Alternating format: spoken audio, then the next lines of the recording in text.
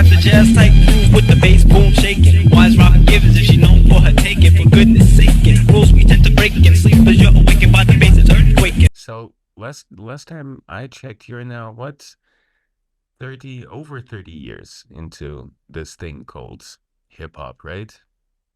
But Yeah. As far as making it, I mean, it's kind of, well, I'm not going to do the math, but I started DJing in 86 and made my first beat 88.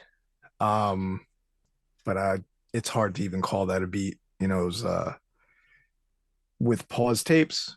Is when you're on a cassette tape and you find a sample that you like, you constantly let it play until you loop it, pause the tape.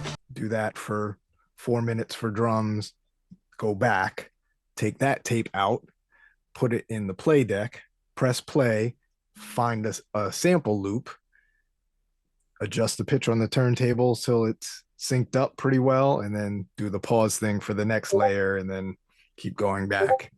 And that's how I made my first beats. So that was like 88 because I didn't know really what a sampler was.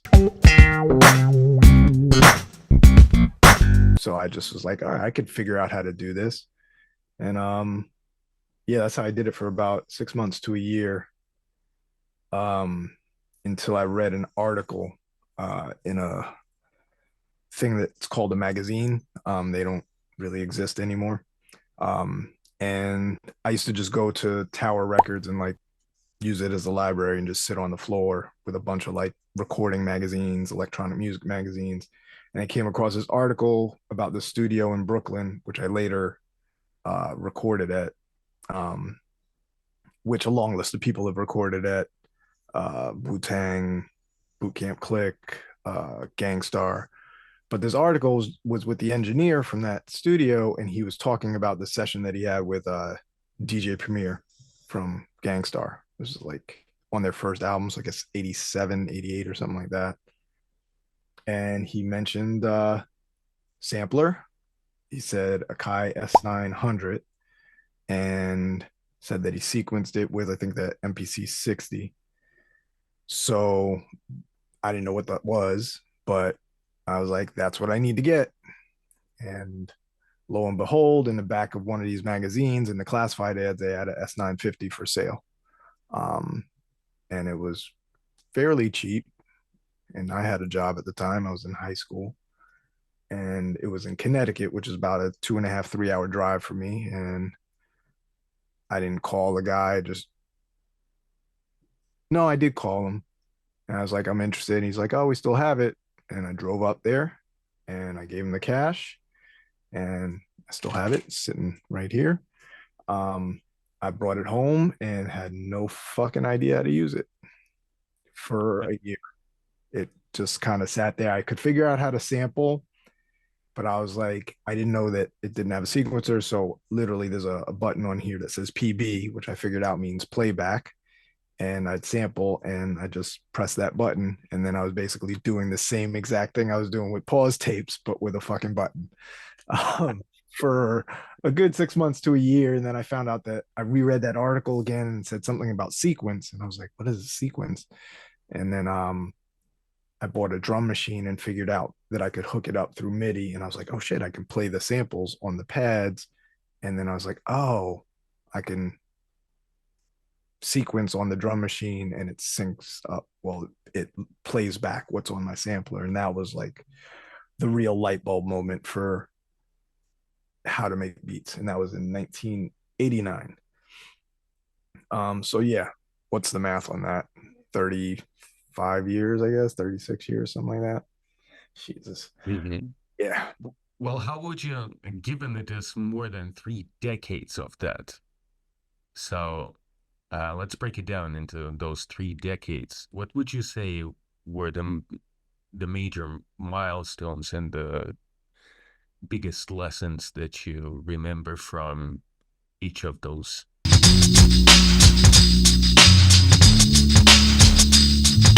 The biggest milestone for me was getting an actual sequencer. I mean, first it started with getting a sampler, but like the sequencer was like what really leveled everything up. It's a hardware sequencer called an Alesis MMT8 8 tracks, and you could record your sequences of samples into that, and I could build songs. I could have pattern one and then pattern two, and then have A and B sections, have things come in and out. And that was kind of mind blowing because I was kind of doing the same thing, but in a really janky way, for lack of a better word. So like nothing would ever be the same twice. It required a lot of like, all right, I want the bass line to come in at bar 8. Like, okay, I'm ready. Here's bar 8, and press it. And like, if I was off by a millisecond, I had to start over. Or if I was off in the third minute of the song, there was no overdubbing because I didn't have a multi-track at the time. So like, just having something that was repeatable that I could program, that was huge life-changing moment for me. That was also in, I want to say 1990, maybe late 80s. Then after that,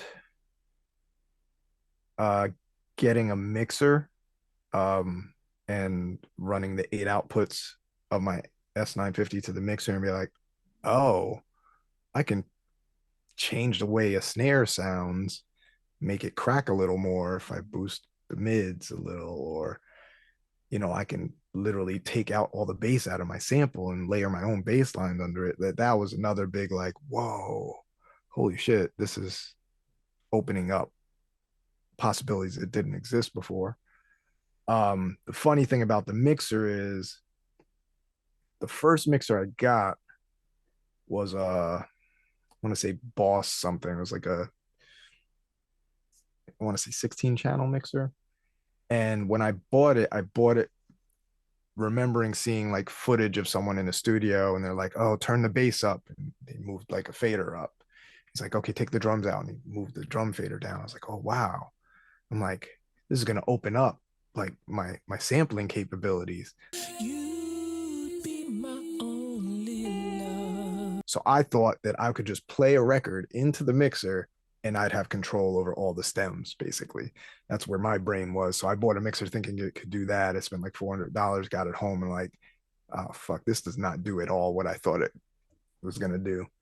And there were a lot of moments like that because there was no Google, so like there was a lot of expensive mistakes. Like you'd buy something because you think what it's gonna do, and like you go to these music stores and hip hop wasn't like huge. So no, everyone in Sam Ash, which is a place that sold music equipment, they had all the hip hop stuff there, but no one knew anything about it. They were more into like rock and guitars and like quote unquote actual musicians. So you could ask them questions, they have no idea what the fuck you're asking. So a lot of it was just trial and error. I had no mentors, no guidance. I just had 2 jobs and nothing else to spend my money on. So I'd just save up, go to Sam Ash, buy the next thing, hope that it was okay. And sometimes it wasn't. And I probably could have returned stuff, but I didn't. Like, it just wasn't in my lexicon. I just collected gear until I sold it.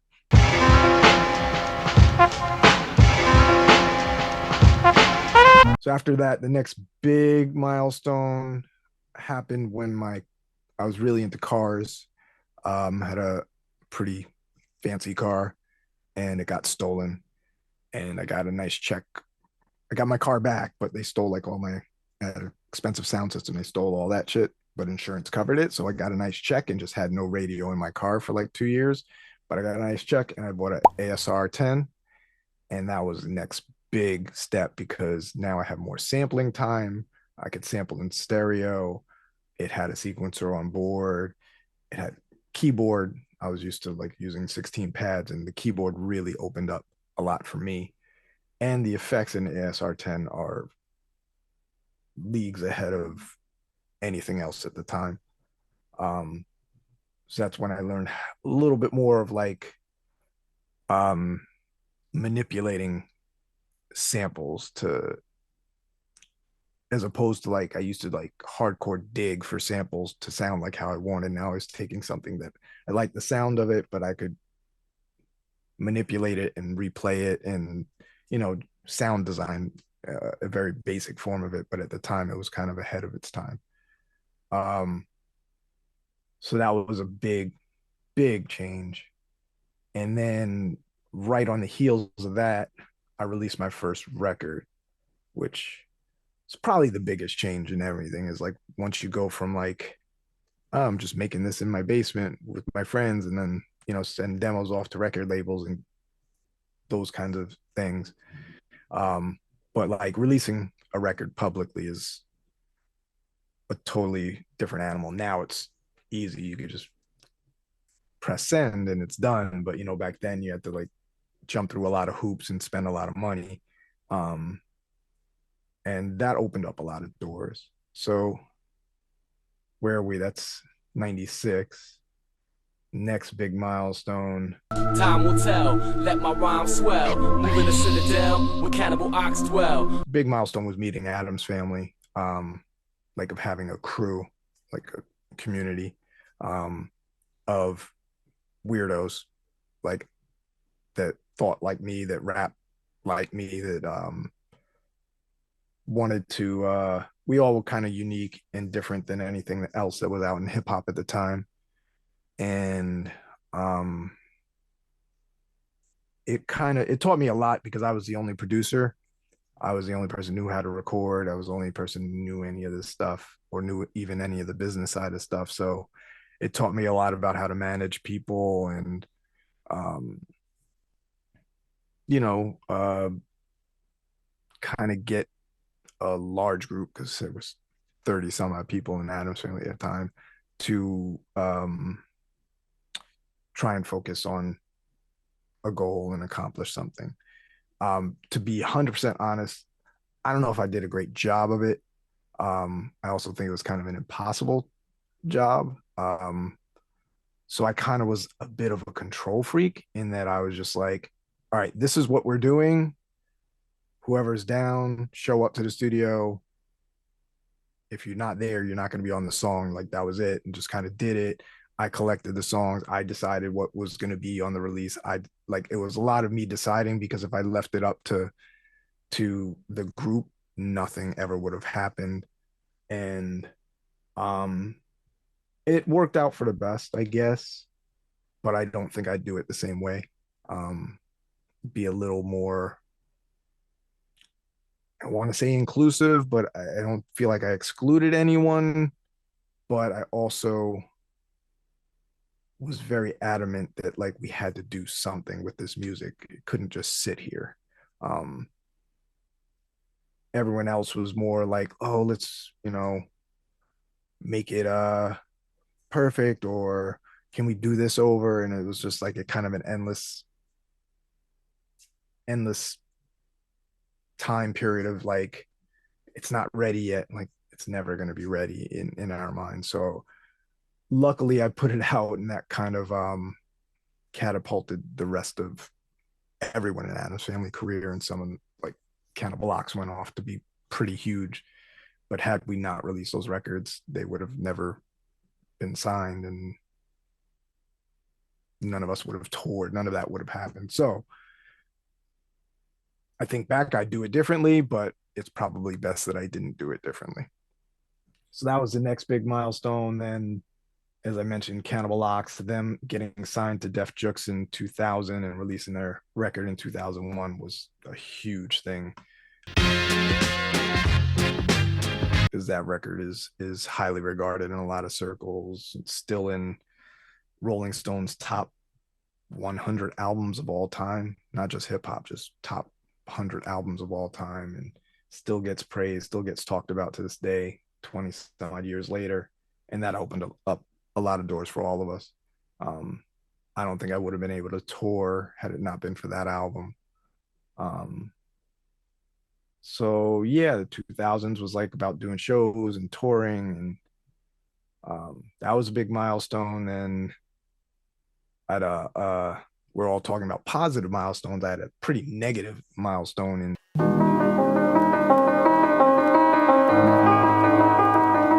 2005 or 6, where like the record label that I started in 96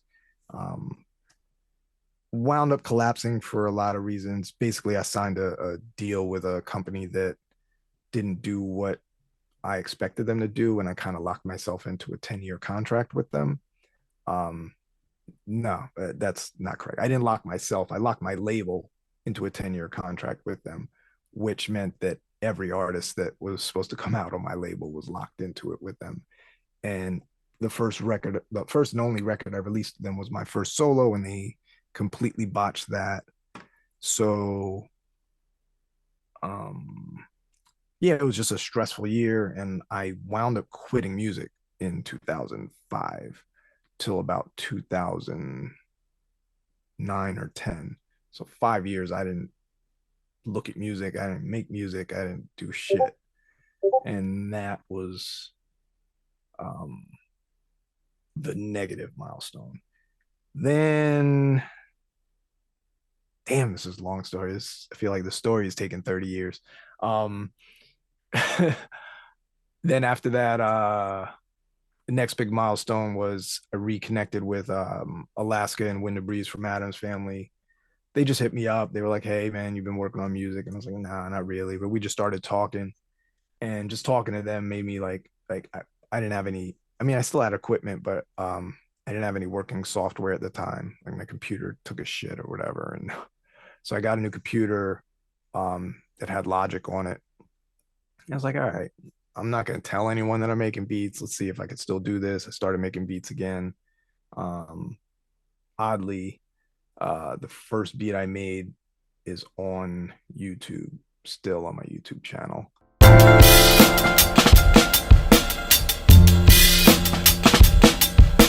fucking hate it, but I was like, I just need to leave this here as the first beat back. It had no samples. I just used like Logic stock instruments, and I think it's garbage, but whatever. But that happened. So then they started asking beats. I started sending them beats, and we just started working on a project together. And I started writing raps again. And that project is called In the Hourglass Sands. I wrote my name to see it vanish over time. I left the grind when it felt like an assembly. Adams Sands. It's on Bandcamp. So we started working on that project. Then through that, another guy from Adam's Family, DJ Paul, he's also a filmmaker. He was working on this documentary called Adult Rappers. Stuck somewhere in between. And first he emailed me, asked me if I wanted to talk about it. He was like, it's about like, being an adult and being a rapper and the things that you go through. And he's like, you could talk about if you had troubles with the business. I was like, oh, fuck yeah, let's go. I want to fucking talk shit about this business, because I was still very bitter about it. So he hit me up about that, and then he was like, hey man, are you working on beats? And I was like, yeah. And I sent him a beat. He was like, yo, oh, that's great. Actually, he said if I had any beats available. I was like, yeah. And I lied, and I was like, yeah, man, it's whatever. Hung up the phone. I made a beat. I was like, oh, this is pretty good. I sent it to him. He's like, oh shit, this is great. I think we're going to use this for the theme if you're cool with that. I'm like, yeah, sure. He's like, you have any more? I'm like, yeah, of course. So I fucking hung up the phone and made about 10 or 12 more beats in a week and sent him all those. He was like, hey man, we like all of these. Is there any way you'd be interested in doing the score? And I was like, yeah. So I wound up doing a score for that documentary. Being at the bottom and living the dream. And I was interviewed in the documentary. It's impossible to explain to someone who has no idea about that world. I mean, And that was another big thing that just got me, it just kind of motivated me to like get back to doing this shit. And yeah, so that was another big milestone to like just kind of restart my engines, so to speak. And then the next big one was there was a period where I wasn't really making beats, like 2014 or so, maybe 2013. I don't know why. I just wasn't really motivated. I tend to get motivated when I'm working on a project, and wasn't working on anything. And then um, Hurricane Sandy hit New York, and I didn't have power for like 2 weeks, and it was fucking cold. It like snowed like 2 days later, and we had like 2 feet of snow, had no heat, no hot water, no electricity. Um, and it literally, like, a tree fell on our house, so it like pulled the power lines out just on our house and the house next door.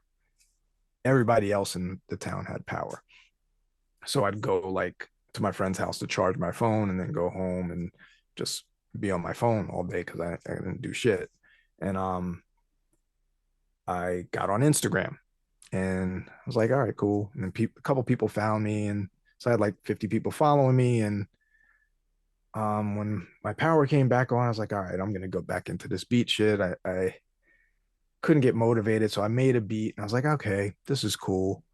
I just got a new iPhone. Had cool slow motion video for the first time, and I shot a video of my dog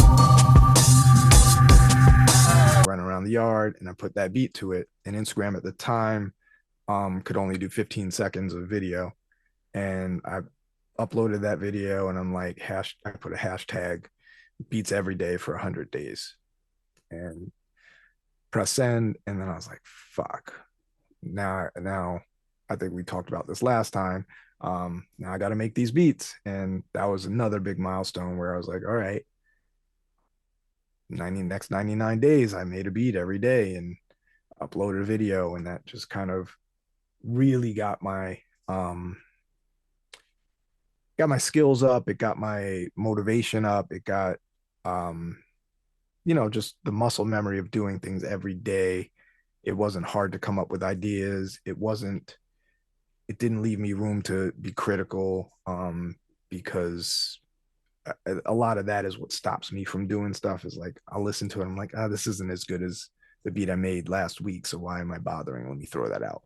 But this was just like, all right, this is good enough to go, let's go on to the next one. Good enough to go next. And I didn't even listen to him until the end, basically. So that was the next big milestone. And after that, I guess there were a few years of that. And I did the same thing with kind of rapping stuff, where I was writing and recording a verse in a video every week, for a while, and that became an album. Then we're moving more into current times. I guess Sidechain was another Sidechain gang in this thing. huge shift for me, because it was the first community where I felt like these were like a producer is different than a rapper, right? All my communities before were like rapper based. Like, to be around people who could understand why I sat in a room for 2 hours EQing a snare, like, I could say a rapper is just going to be like, I don't hear the difference, from A to B. But like, just to be around that kind of environment, that kind of energy, was a huge change for me. Inspiring in a lot of ways. And then the flip side, a little intimidating in others, because it's a lot easier to deal with rappers as a producer because they don't understand things, so it's like, not that there's errors, but like, if you do something that doesn't make sense as a producer or a mixing engineer or whatever, a rapper's not going to be like, hey man, that sample's a little out of phase, but in a room full of producers, they might call you out on it, which is a good thing. But like, it's a different level of it's just different eyes on you, and ears, I guess I should say. So it changes the way I operate. I think that's one of the big things. This is kind of a sidetrack about me that I've noticed. The house that sits atop this mountain has no windows. It was my first beat I made in like maybe 8 months. I made the beat. I liked it. I was vibing in my house to it. I knew I liked it because I started rapping to it. I started writing. I was like, oh shit, like I haven't had that feeling in a while. And then the second I knew I was about to upload it, and I listened to it one more time, then I started criticizing it with a different ear. And that was like kind of an eye-opening moment for me. Like, that's where the block is. The block is once I know other people are going to hear it, I listen to it differently. Um, and I realized through that process that it's kind of always been that way. And then like my self-analysis side comes out and like, where is that coming from? What is that block? And I realized it went all the way back to 1996. Because that was the first time that I got any like real criticism about my music. And it wasn't even real criticism, but to be honest, it hurt. So I remember that. And what it was, and I've never talked about this outside of like to a few people personally. Are you familiar with Stretch and Bobbito? Let me tell you, man. I called up Benji, man. I was threw down the earphones. You know it was bad. You know, they had this radio show that broke everyone in the world. And you know, we're in that scene. And that was the college radio show that we all listened to. And I had some people who I became friends with who'd been on there, etc. And that was like the goal, like to be like on that show in some form or fashion. So Bobbito used to run an open mic that we used to always go to at New Eurekan, and our record came out. I went there. I was always there. But I went there with the record in my hand. I handed it to Bobbito. I was like, yeah, man, if you can, just, you know, take a listen. Let me know what you think. I was like, cool, done. It's in his hands. A couple weeks later, I go back, walk up to Bobbito, like, hey, man, I'm just wondering if you listened to the record. And he was like, oh, yeah, Center of the Web, the green record, right? I was like, yeah. He was like, yeah, I listened to it. I didn't really like it.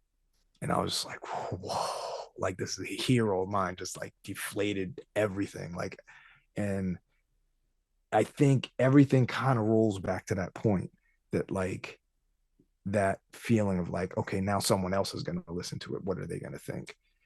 And I hate that. I hate that space, but I can't escape it. And that's one of the big differences about releasing music is you can't, there's a point where you have to relinquish control and it's just out of your hands, and now it's out in the world and you're open to criticism. At the end of the day, the criticism doesn't mean shit, but you know, your music is kind of your baby and you don't want anyone to attack your baby. So yeah, so fast forward to that battle. That was kind of like the moment where I realized where all this, it stemmed from that one interaction back 30 years ago, which is kind of fascinating about how the mind works. You know, kind of not to get overly dramatic about it, but childhood trauma, like it sticks with you, and then there's something that kind of reminds you of that, even though you don't consciously realize it. Well, this time I did consciously realize it, but usually you don't. But those things are still there in your brain, in your nervous system, and you can't control it.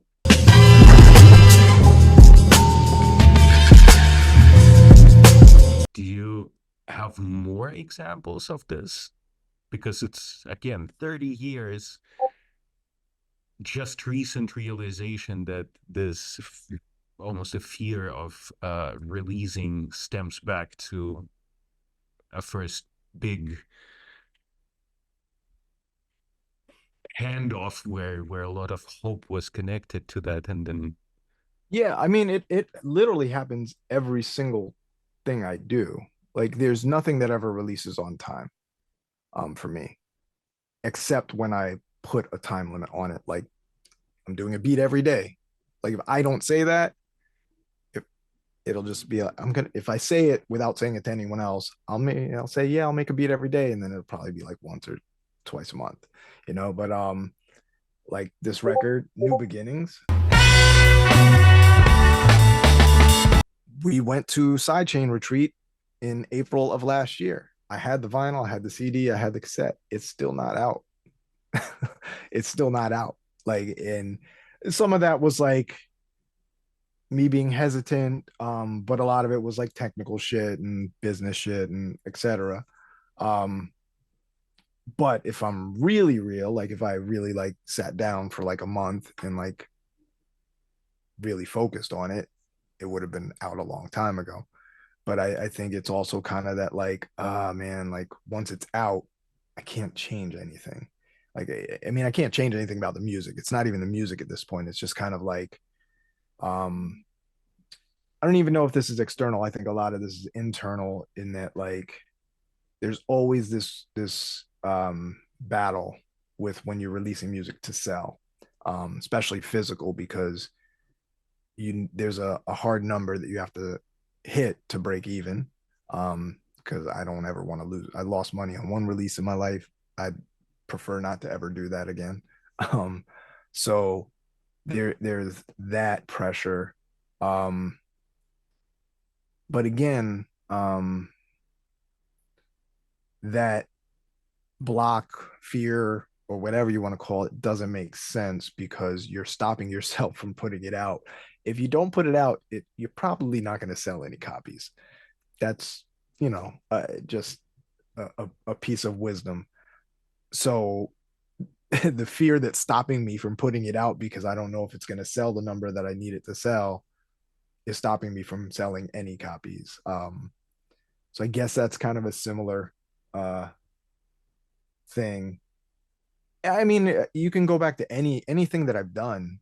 There's always, I guess for to just hit the nail on the head. There's fear involved, like performing for the first time, doing your first tour, um, the first time you're doing like when I did the placement with Lloyd Banks. It was the first time I doing a placement of that. Bam. Size with someone who I didn't know who was like, a platinum artist. And there's fear of dealing with that. Like when my lawyer's arguing back and forth, I'm kind of like, I'm copied on all the emails. I'm like, dude, you're being a little harsh. We might lose this opportunity, but he wound up getting me more money. And, like anytime you're exposed to something that you've never been exposed to before, it's, I assume, human nature to be a little fearful. And in my day, there was no information. I shouldn't say there was no information, but there was no easy way to access information, especially pointed directly at hip hop. And you can tell that by all the quote unquote big artists of the time. They were all getting jerked left and right legally. So they didn't even know what they were doing, and they were way ahead of me. So it's not like I could even just go to a bookstore and get a book. They had books on music business, but it didn't speak to me. Like it was a bunch of language I didn't understand. It was like not about hip hop. So like, yeah, I don't know. I don't know where I was going with that, but I guess to circle it back to, were there any other moments like that? The better question is, when were there moments where that didn't exist? It's just kind of, I don't know if it's just me or if it's just embedded in me, but I assume that most people go through similar feelings, and not just in music, just in life. Like I forget where I saw this quote the other day. Maybe it was like just some random Instagram reel. Someone was just kind of making the point that whether you know it or not, none of us really know what the fuck we're doing, and we're all just figuring it out. But you look at other people and you're like, shit, they know what they're doing. And I know people have told me like, yo, you're inspiring and like you know everything what to do. Do you have the answer to the? I'm like, dude, and I don't know what the fuck I'm doing. I just fucking do it. Like, yeah, I mean, through all this fear-based talk and everything, the reality is, the reason why I have anything in music is because there was a fear, and at some point I got to what I call the fuck it point, and I'm like, well, fuck it, I'm scared of this outcome, but fuck it, and jump in anyway. Or I'm not ready, but fuck it, let's do something. It's better than doing nothing. um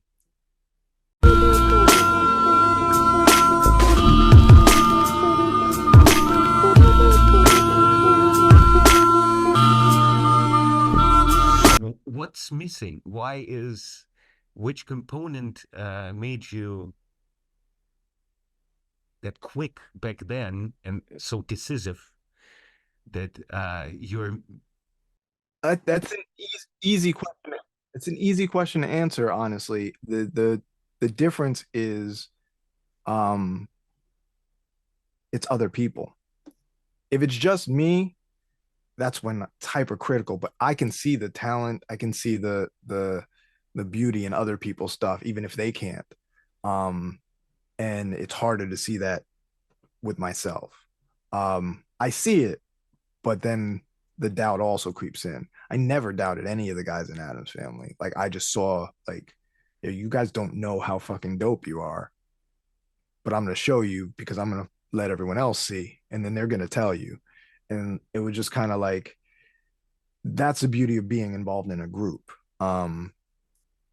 It's a collective fear, but it's also a collective, um I can feel braver in a group, if that makes sense. Like, oddly, I never had a fear of failure with the Adams family stuff. Never. Even after, like, because the record that I handed to Bobito and he shit on, I was like, it hurt, but I was like, all right, fuck it. One of my heroes doesn't like my record, but I still do, and I'm gonna push it, and it did really well. And started off. It was the catalyst of everything else. Um, but shit, I lost my train of thought. Where were we going with this?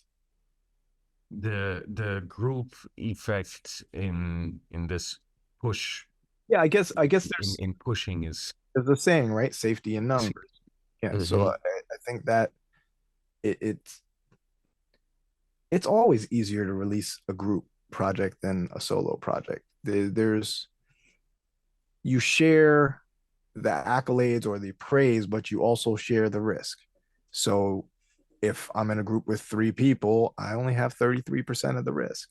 If it's just me, produced by me, mixed by me, mastered by me, released by me, who's taking the risk?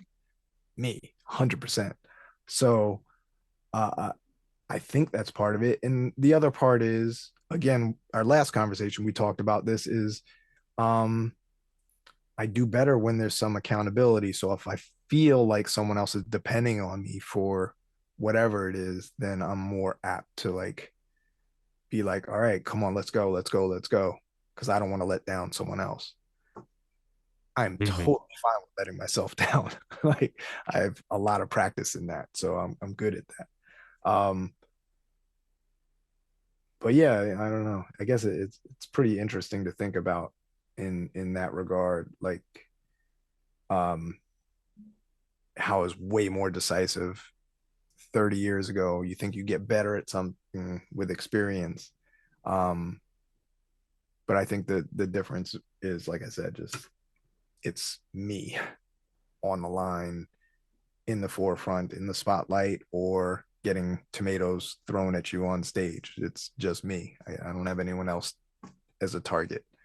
Um, yeah, that's where it is.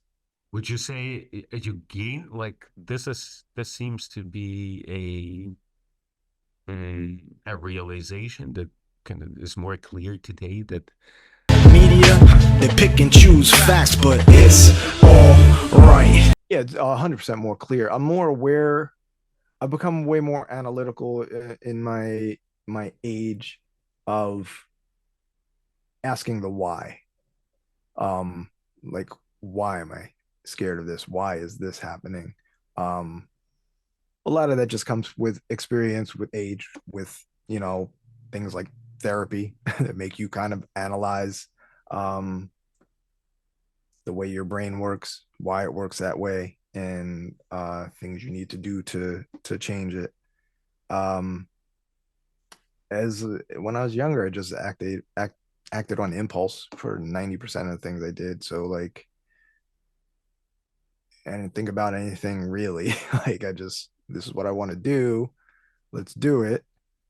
Oh, that didn't work. Okay, let's do it again. Like it's um there, I'm sure there's a saying about the youth. Youth ignorance, and there's a quote, there's some sort of American idiom about youthful ignorance. um but I do not have that anymore, unfortunately, because I'm not young and I'm not ignorant. um but yeah, man, I'm happy with where I'm at in a lot of ways. It kind of seems like I'm not, but um I like where I'm at, and um I'm definitely smarter. I've experiences taught me a lot. um there's still, or I should say that there's now those hangups, but I still, no matter what I do, I always reach that fuck it point where I'm like, okay, Cryp, enough is enough. You got to put the shit out, deal with the consequences so you can move on to the next thing. And the funny thing is, like, all these fears that I have, they're not like pronounced fears, but like all these like concerns or whatever, they always end up being bullshit. Like the battle I won. I don't know how I won that shit. Like I'm listening to the beat, I'm about to upload it. I was like, oh, fuck it. I don't have time to make another one. Fuck it. This is the beat. And I put it up and I'm like, all right, whatever.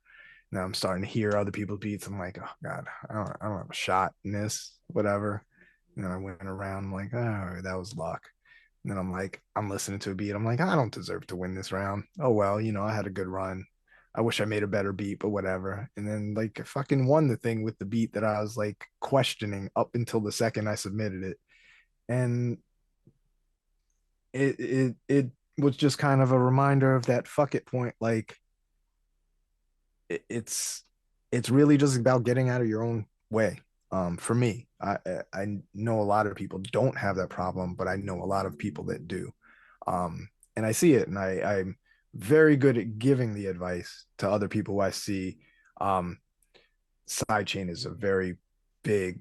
I see that a lot in Sidechain, of all these fucking brilliantly talented dudes that aren't releasing their music in any way.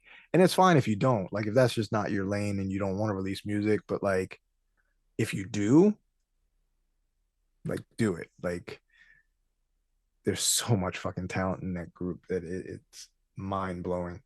Um, and to kind of sidetrack a little bit, but like I tell this to my girlfriend Felly, who you know, she's a singer. I don't know if you know that. Um, who hasn't really released anything.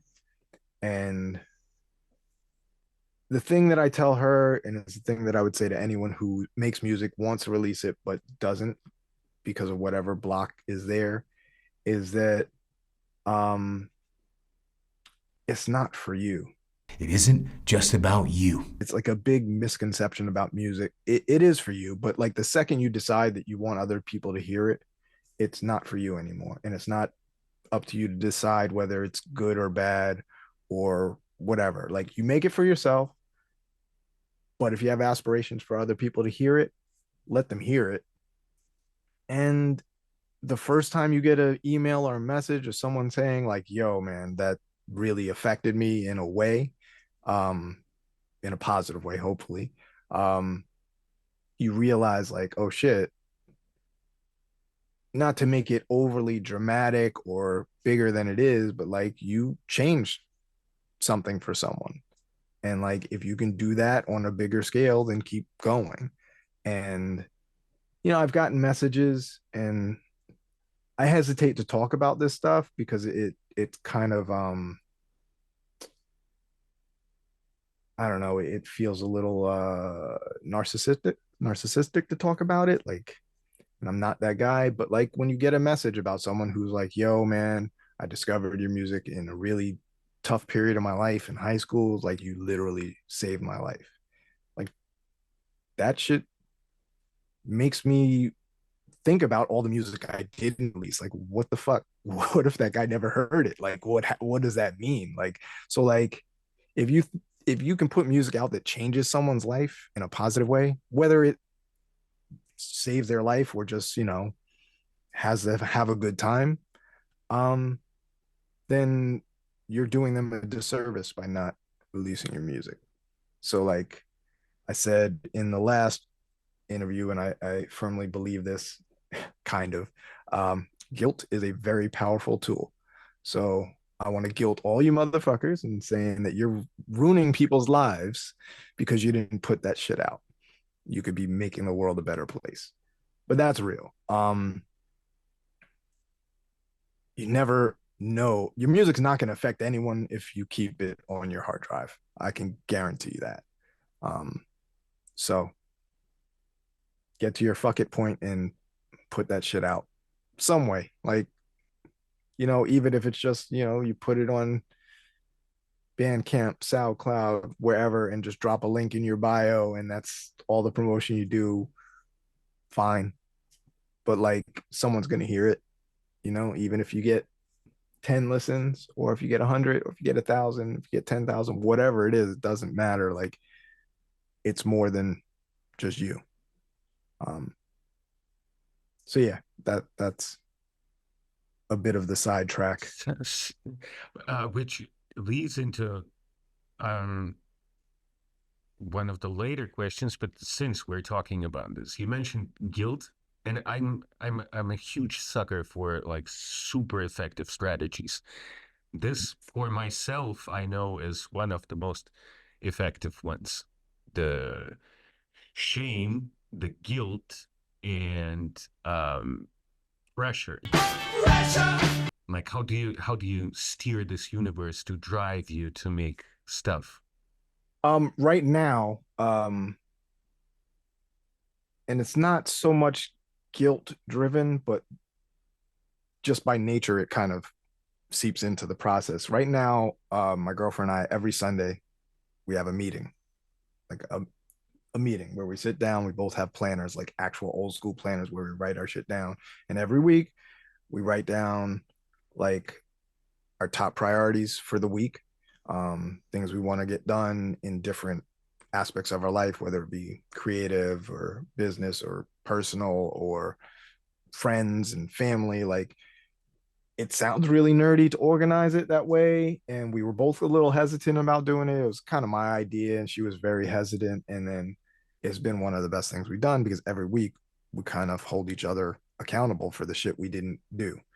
Or, and at the start of it, we always talk about, okay, what were our wins from last week? So last week we did this, we did this, we did this, and it was good. What were lessons that you learned?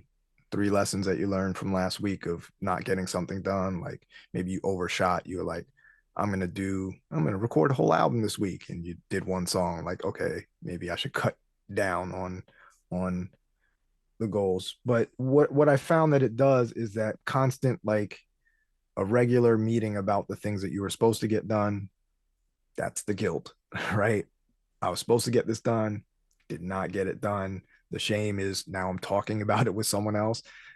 Like now I'm feeling like, oh shit, yeah, shit, I gotta, we got the meeting on Sunday and it's Friday. Shit, I could get a couple more things done. So like it drives you a little.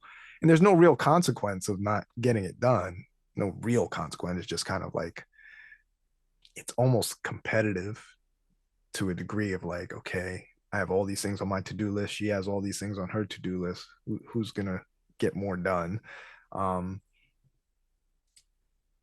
that's one of the more recent things that's helped me. The beat for the UAD battle, which I put off until like 2 days before it was due. It was originally due on Friday, and I made the beat Saturday, so luckily it got extended. So that was on my list for 2 weeks straight. And then like I felt really guilty about, oh shit, I didn't even open up my fucking software. I didn't even like think about this shit. I mean, I thought about it, but I was like, I didn't act, actively do it. And that guilt and shame from not doing it and reading about it, and then Felly be like, did you do this yet? Like, no, I did not do it. It motivated me to do it eventually. So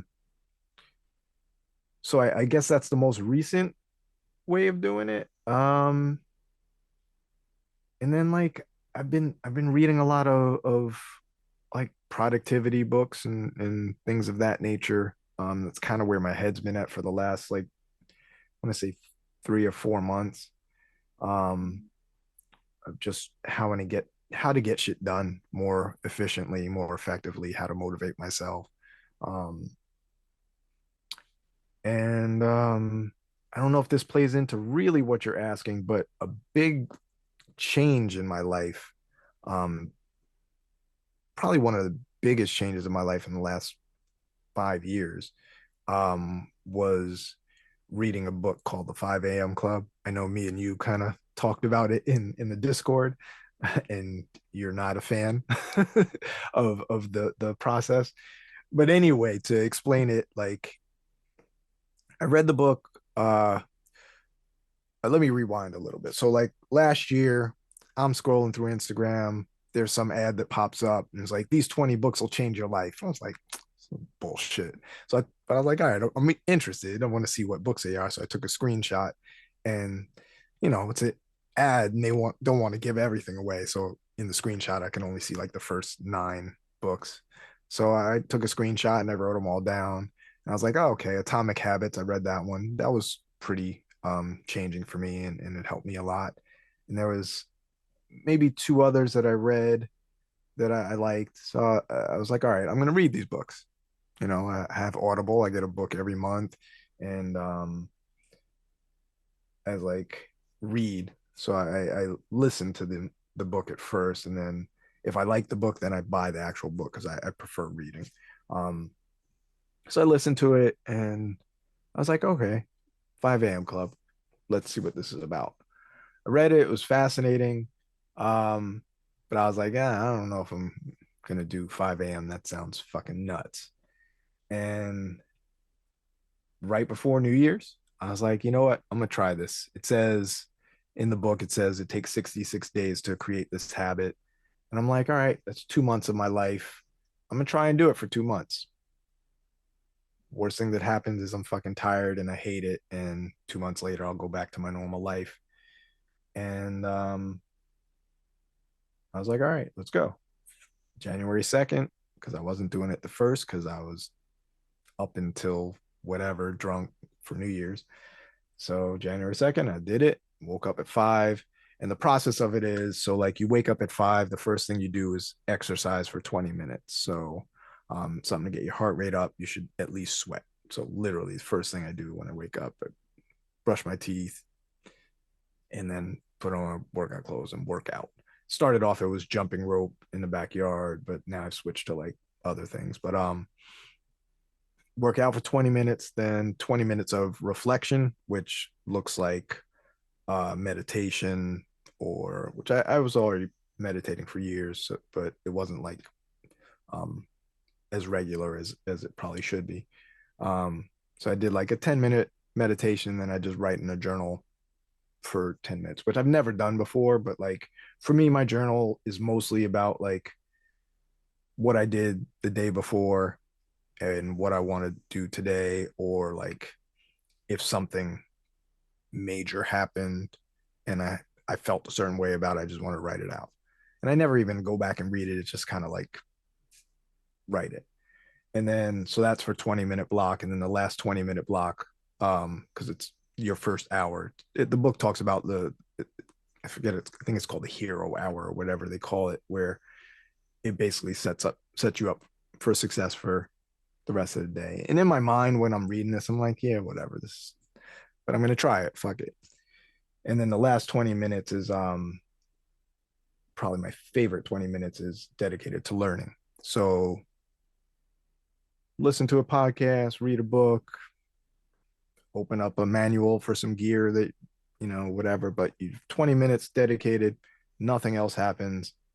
Every day you're going to be learning for 20 minutes.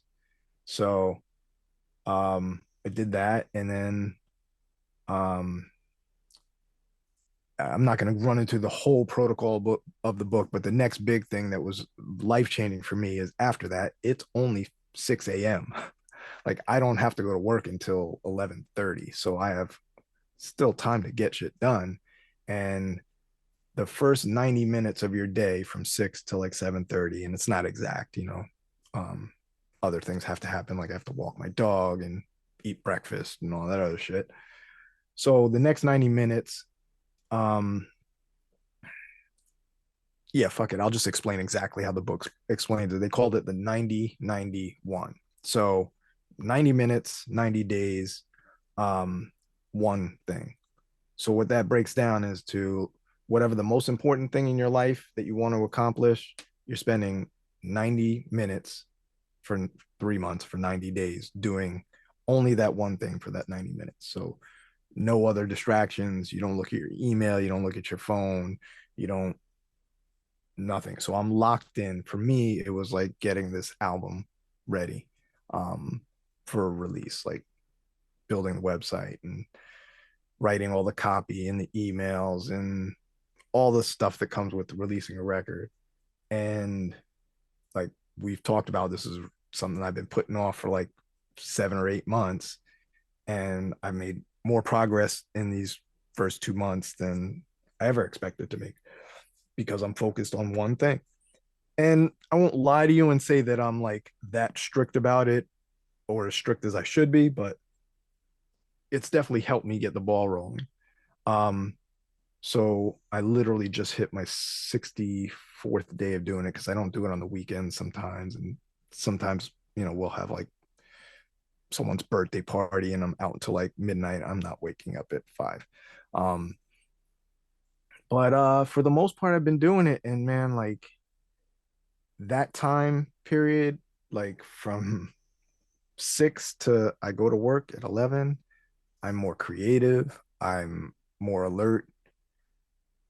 Because honestly, the old way that I was trying to get things done was I'd wake up at like 9:30, because I don't have to be at work until 11:30. I'd walk my dog, I'd look around on the phone, I'd check the Discord, I'd eat breakfast, I'd look up, like, I gotta go to work in a half hour. Okay, cool, get ready, go to work, come home, exhausted at 5:36, and I'm like, all right, let me cook dinner, sit down with Felly, have a conversation, watch a little TV. Now it's like 10 o'clock. I'm tired, ready to go to sleep. Am I really gonna turn on my machines and make a beat? No. So I go to sleep, and that's just been the process. And I'm like, oh, fuck, all right, tomorrow I'll get to it. So like this has opened up a good 4 to 5 hours of time where I don't have to do shit else but the things that I want to do. And frankly, I get tired before work. let work have my exhausted self, and then I get more tired at work because my work is very physical. But I come home and oddly, I have more energy throughout the day, and I knock out early. That's the big key is you can't wake up at 5 and go to bed at 2. Like I've done it a couple times. I don't recommend that. But anyway, yeah, like so that book has been life changing for me the first 2 months of this year. And let me preface this by saying anyone interested in the book, 5 a.m. Club by Robin Sharma. It sounds like an advertisement, but I will say my biggest advice is do not read the book. Just go to YouTube and watch the little 8-minute animated version of the book. Take excellent care of the front end of your day, and the rest of the day will pretty much take care of itself. Own your morning. Elevate your life. I have a more recent one. Same author. This book I highly recommend, and it's called The Everyday Hero's Manifesto. Phenomenal read. If you want to be motivated, if you want, it gives processes and like legit things on how to elevate your life. Really. Um, and it's an easy read. It's not a short book. I probably have it here. But the chapters are short. It's 100 chapters. So every chapter, I think the longest chapter is maybe like 12 or 13 pages, and you can kind of pick it up anywhere in the book and just read that chapter or whatever. Um, but yeah, if you want a book recommendation, like that's the one.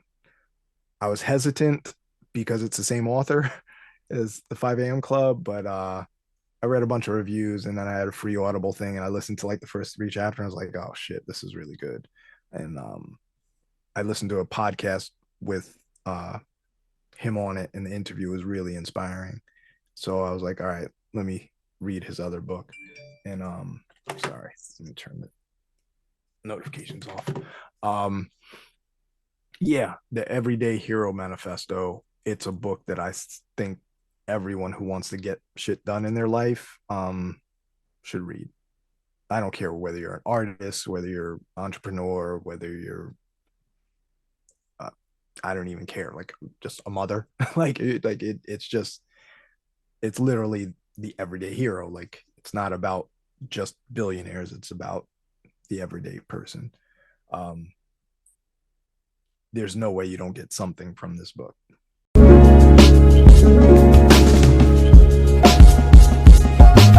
Do you have something that is with you for all those years? Like is a strategy or a technique, that a productivity thing? I don't, because it back when I started doing, I didn't really have any techniques. It was just kind of, this is the other difference. Why as I got older, I had to come up with these techniques, is because back then hip hop was my life. Like all my friends were involved in hip hop. Like that's what I did. Like I woke up. I mean, I worked too, and I went to school and did all that shit. But like every waking moment that wasn't doing those things was dedicated to hip hop. I wake up thinking about beats. The first thing I do is go and turn on my equipment and do it. Now, you become an adult, you have other, I don't even want to call them responsibilities, but you just have other things that are important in life, like family, your girlfriend, and like, you know, mental health and all this other stuff. But as a kid, like, just what else do I have to do that's really important besides make a beat, So like I don't know if I had strategies then. My strategy was just to wake up and do the thing that I loved without any desire to do anything else or any pull to do anything else. So I think as you get older, there's more things you have to fit into the same amount of time. So you have to develop strategies. And I know this about, like, even when I was making music full time, and that was literally my responsibility. I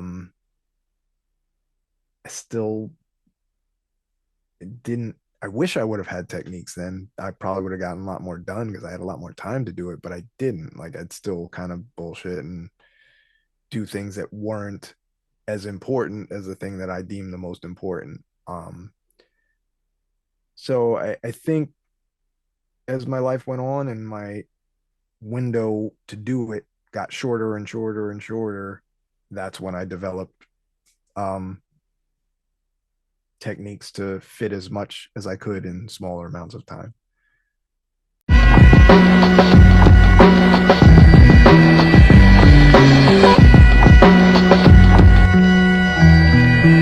Now, seeing that stack of records behind you, did that change somehow in terms of your listening, like what you're looking for in crate digging and sampling? It changed. The biggest change, honestly, is that I don't do it anymore. Not like I used to. Like that used to be something that I lived for. Like I literally would be out buying records daily, where most of my money would go. And like now it's like maybe once every 2 to 3 months, and I don't like, it used to be, I can't dig like I used to go out for like 8 hours and just that's what this day is. I'm just digging. I'm going to multiple record stores. You go into basements. Like physically, it's hard. Like and bending down and moving shit, and there's dust and like all this other shit. Number one, those kinds of spots don't really exist much anymore. But yeah, it's kind of a full time job. But as far as what I look for and what I listen to, yeah, that's always constantly um changing based on my taste, based on like the last thing I sampled. I go through phases and I kind of uh go back and forth in the phase. Like in the beginning, um, all right, we'll do a timeline thing again. We'll start back like the first records that I was getting were the records I stole from my parents, which I still have them. So it was a lot like a lot of uh 60s and 70s, some rock, some soul, some funk, some disco. Um, and then I started to notice like a lot of rappers or a lot of producers, I should say, in hip hop were sampling some of these records that I had, and that kind of made me realize what sampling was. Um, and then I really got into soundtracks, which is kind of what I think was the biggest influence on even my current sound. Like specifically science fiction and horror soundtracks were like my go-to. Like I have a whole this whole row here of records is all soundtracks. The first record I released in 96, we rapped about a lot of science fiction stuff. So like I wanted the music to sound like that. So I sampled a lot of science fiction soundtracks. Um, and I always liked darker tones. So like it just made sense. Horror movies, like, okay, it sounds like someone's getting murdered. That's what I wanted my beats to sound like. That's the stuff I'm gonna sample. So I went through that phase for a while. And then jazz kind of no, before jazz, I should say, rock, specifically psychedelic rock, from the late 60s, early 70s. Because again, I wanted my music to sound trippy and like I was on LSD and tripping on shrooms. And so I sampled music that was that. So I got really into psych rock, and then jazz kind of hit that for me as well. It's like weird thing. So I still sample all of those fairly regularly. But I'd say when I go into a record store now, the first section I check is jazz. It used to be rock, and before that, it used to be soundtrack. So I think it's just kind of what I check first changes now over the years, but it always goes back to those few genres, so to speak. But yeah, I listen differently. Like I listen a lot more for um individual instruments. Like if I find a part of a song where everything drops out and it's just the strings, like that's what speaks to me because I can take just the strings and layer it on something else. As opposed to when I first started out, it was just kind of let's find a loop that had like bass, piano, strings, drums all in one 2 bar section that I could just chop up. Um, which the whole STEM revolution thing that's happened in the past year or two is man, stems has changed my life. Now I have to go listen to all this shit again. And like records that I was deemed unsampleable because every had just too much going on. Now I could just pull out the drums from that. And yeah, you have to. It's been a process of I'm still going through that process of listening to music that I want to sample differently. I have to listen differently because I have access to separate it into 4 parts that I couldn't do before. So like honestly, the first beat that I completed that I actually used the stems feature is the beat battle beat. Where it was a sample that I had sampled on that beat a day thing the very first time I did it. I think it was I want to say it was beat number 22 from the first year.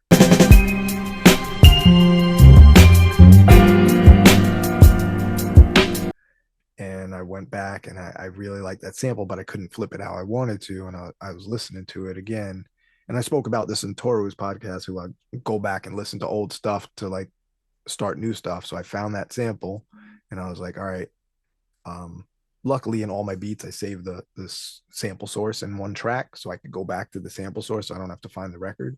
So I had the whole track and I listened to it again and then I separated with the stems and I was like, this is what I was missing 10 years ago when I first made this beat. And then I was able to do it the way that ended up in that beat battle beat. So that's been that's changed. That's why all these records are out, honestly. Like this record right here, great record. If I know Carl has spoken about this guy. He's this whole label, like it got all this shit. So it was Herbie Mann's label. But yeah, this record has a lot of great shit on it that I couldn't really make use of because it's got too much going on, and the stem stuff really has opened up that door. So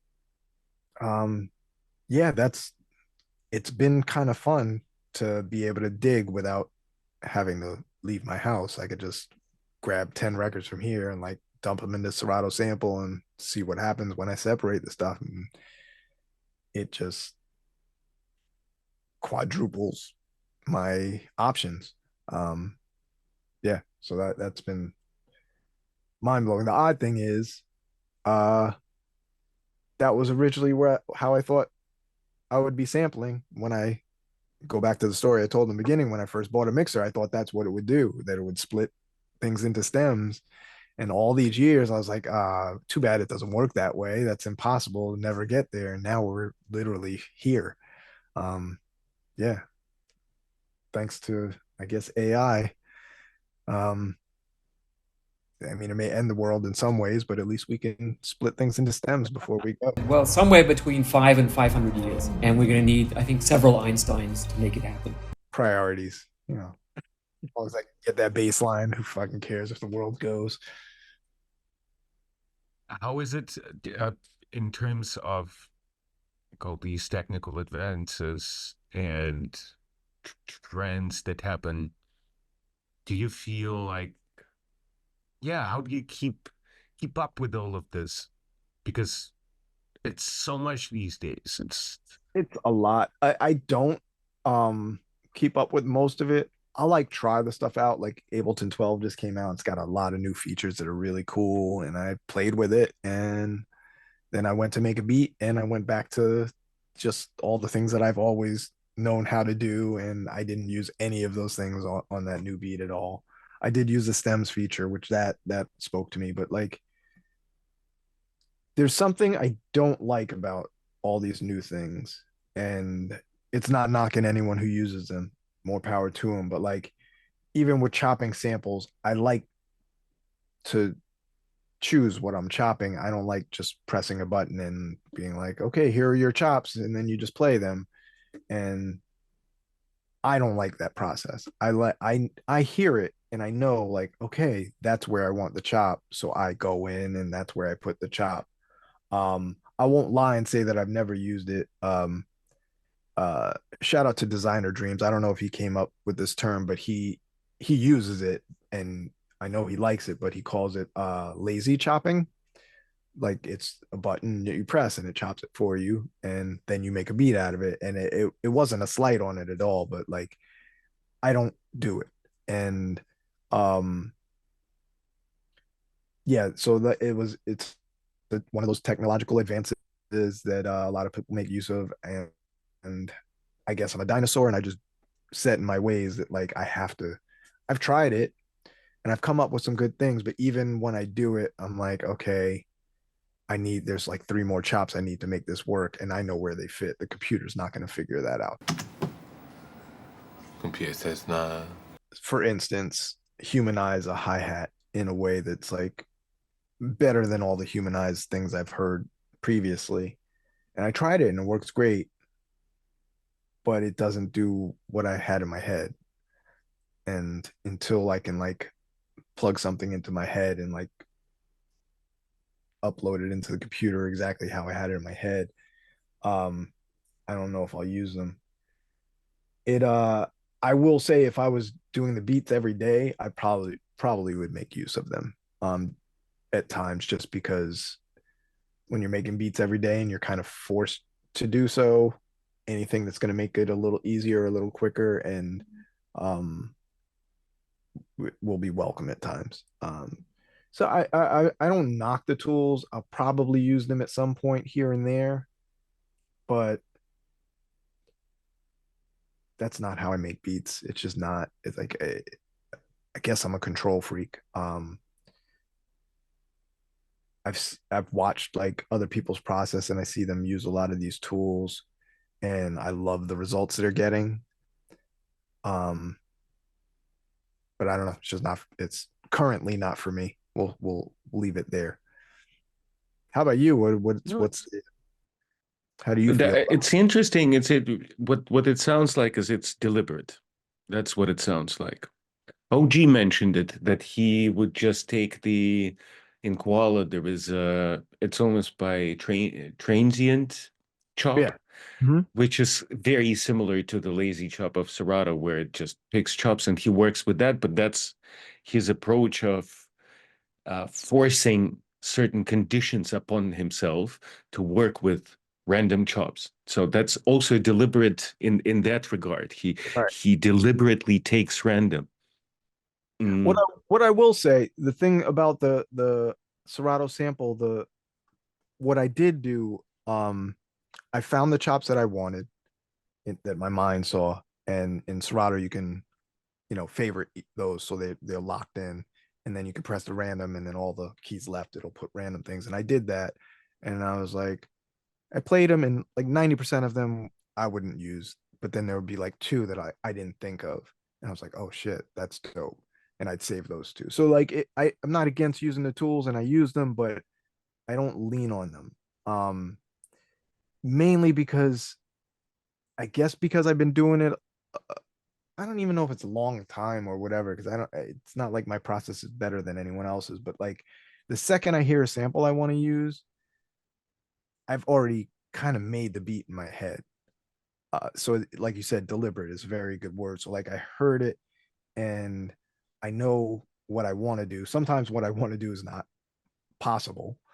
Like, I don't know if that makes sense. Like it's just like there's so it in my mind it was going to work this way and it doesn't when I get there. But sometimes it is, and then there are other parts that I'll never think of without the computer doing it for me, that add to that. um but yeah, I don't know, man. Like it's one of the more interesting things that I find about beat making is process, and like how everyone's differs, and even mine differs beat to beat. And I guess like for me specifically with drums, like um drums is something I spend a lot of time on, and do a lot of things differently than I see other producers do. um and I think that is a result of, number one, drums have always been the most important thing. I always had this like literally the first song that I realized was a sample, because I found the record in my parents' collection. The sample I found was drums, and the beat is mostly drums. And like some of my favorite favorite songs from that period were very drum centric. So drums have always kind of been like at the forefront for me. So that's what I worked on the most, and always been kind of like the thing that I never thought I was good enough at. So I always worked on it, and like sometimes I'd stumble onto like a great way to do drums, and then I try it again and I wouldn't be able to do it. So like I developed a lot of techniques in doing drums that I still don't really see people do, which I think is what gives me, it's part of my sound. And I don't know where I was going with this, but it's just kind of about, I guess, developing these techniques through sheer trial and error, which that's kind of why I don't like these tools, is it kind of removes that process. Like if these tools existed when I started out, my drums would not, I would not have my drums, because it took me years of trying to do something and failing and being like, oh, that works, that doesn't work, that works, that works, that works, to get to where I am. And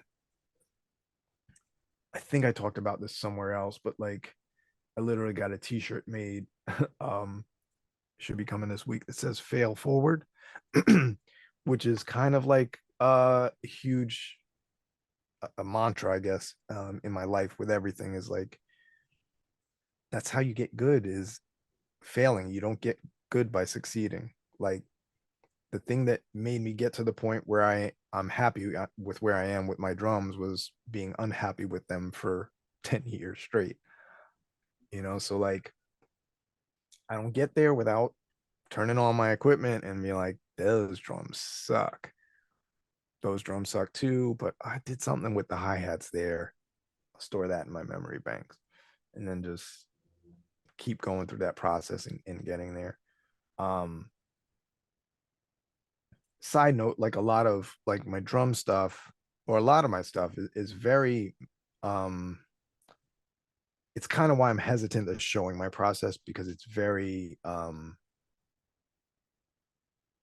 like it's not musical. Like like if I watch stolen drums make a beat, it's very musical. Like he gets on the drum kit and he makes drums. With me, it's the mouse, and like you'll see me click and drag and then copy and paste and nudge, and like I don't want to watch that shit for an hour, like, but like I could sit there and watch someone even bang on the keys or the pads. Like that is entertaining. At least my process I don't think is entertaining. Like I tried to record a video of my process and I was like, I'm bored fucking saying this shit out loud. So like I'm trying to figure out a way to record it in a way that like kind of moves fast and you can get the gist of what I do, because I do want to share some things that I do. And it feels even arrogant to say that, but like I don't see people do some of the things I do and they're not hard. It's nothing like hard. It's just kind of like, this is what I do, this is why I do it, this is why it works. Now you can do that and take it your own direction and create something new with it. Which is why I want to show the stuff, but it's just I'm also very conscious about the quality of the production. So like the video, the voiceover, like it has to be like efficient and like entertaining and interesting visually before I could show it to someone. Like I could literally make a beat and just record me making that beat for 2 hours or whatever it takes, and then upload that to YouTube and bore you to tears. But that's not what I want to do. I want to just like take the parts that I think you can get something from and package it in a way that's accessible and valuable to people. So that's one of the things I'm trying to get done for this release. I kind of I'm gonna I don't know if I mentioned this before, but I'm gonna release the drums only version of New Beginnings. And I kind of wanted to do like little video beat breakdowns of just the drums and kind of be like, okay, this is one of the reasons, and this is kind of goes back to that the thing that we were talking about, like how outside people perceive it change the way you do things. I don't want to like throw anyone under the bus, and I didn't even talk to this person about it, but someone it's happened twice. Two people came up to me at shows and we're talking about beats, and they're like, oh man, I want you to hear this guy, he reminds me of you. And he's like, yeah, he uses a lot of drum breaks too. And part of me took it as a compliment, is like, oh, you think I'm using drum breaks, which I do sometimes, but like most of my stuff is like meticulously programmed to sound like it was a drummer, so like the fact that he thought it was drummer was a compliment, but it was also kind of like, nah, man, I like program those fucking drums, so like part of me wants to like show the process so people can see that like it's not just like I found a drum break on a record and looped it, which I have done and still do, but like the majority of my drums are not that at all. So that was kind of like, oh wow, is that what people think? Like, and it was got me thinking like, oh man, it almost made me think like, oh, I got to make people know that like that I fucking work at this shit, like, but on the flip side, it was also super compliment because, oh, you thought that was a drummer? No, man, I'm just clicking a fucking mouse, dude. Like it's on that note, I will just remind you that the whole genre of trap beat videos is dudes clicking. Yeah. The whole Fruity Loop gang is clicking stuff in.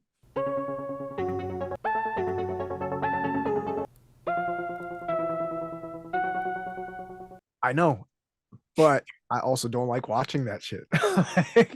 And because I will remind you of your own words just a few moments ago, where you said to your girlfriend that it's not for you. I know.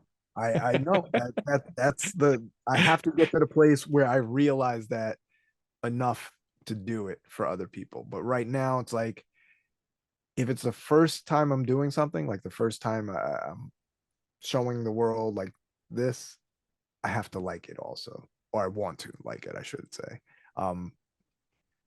So I'll figure it out. It's just a matter of like, I think for me, it's a time thing. Like I don't want to make a hour-long video of anything procedure. Like I want it to be, I want it to fit in a minute Instagram reel, and you able to get the gist of what I'm trying to get across. And that's difficult because I have the gift and the curse of over explaining things. I'm the type of person who's like could probably say what I need to say in one sentence in an email. 4 paragraphs later, though, like I'm still going and I'm reading and I'm like, you need to like cut this back and edit it. So like that, it's hard for me to get in a space where I could fit what I want to fit in a minute. But yeah, it's, to be honest, I'm struggling with a similar thing for work, and this is where 2 strategies that I've been using, probably the only things that work for me for this entire time. The one is the daily routine, what you're doing with the 5 a.m. club. I know that it needs to become an integral part of every day.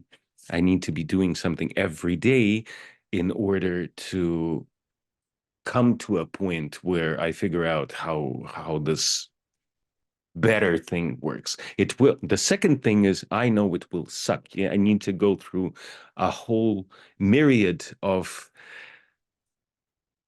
very mediocrity. Yep. This is how it's been with beats, right? It's like you start out, you go through mud and shit for a long time before you get to the point where you're efficient. Yeah. So, but on the 1 minute, I was thinking, because this literally prevents me from, because I couldn't figure out like, how can I make it work? Because I don't want to be sitting and cutting it into like record this 30 minutes and then cut the pieces out. So my current approach is I'm recording the longer bits just to understand where the ideas, those 1 minute ideas are. That helped a lot. So I started recording a bunch of stuff for work. Those are like 8-minute videos, way too long for the short format. But I started to realize that all that needs to happen is to break it down. In those 8 minutes, I'm covering 8 things. So I'll cover just one. There it And if it's not short enough, it will be 2 videos. It's very interesting. I thought about this after reading, like, a guy wrote that as an expert, you should owe a good trick or a technique to keep people engaged and to be interesting in conversations is to cover 10% of what you know. And it's great. That part is that clicked for me, where it's like, oh, right, of course, I'm trying to cover like an hour of material and trying to find a way how to cut it up into 1 minute. It's not going to work because it's just too many ideas. So what can I take that is 1 minute long in its entirety? You know, if I need to show it, am I able, and this is also something that I realized, like, well, okay, I'm not doing screenshots. I am not cutting those videos. I will tell you one thing and maybe put a link in there to try this out or show you the screen. Like, you will see either the one or listen to the general idea behind it, but it needs to be this one thing because everything else is complicated and preventing me from doing this. Because I've been through this, like, it's 30 minutes video. I am not sitting down to edit this now, because after that it's just jumping from all those things that it takes time. I don't even think you're over explaining stuff. It's just certain things, they take time. Yeah, no, that's a great observation. I love that the thing you said about the 10%. There's a book I read called, I don't know if you're familiar with, The Power of Less.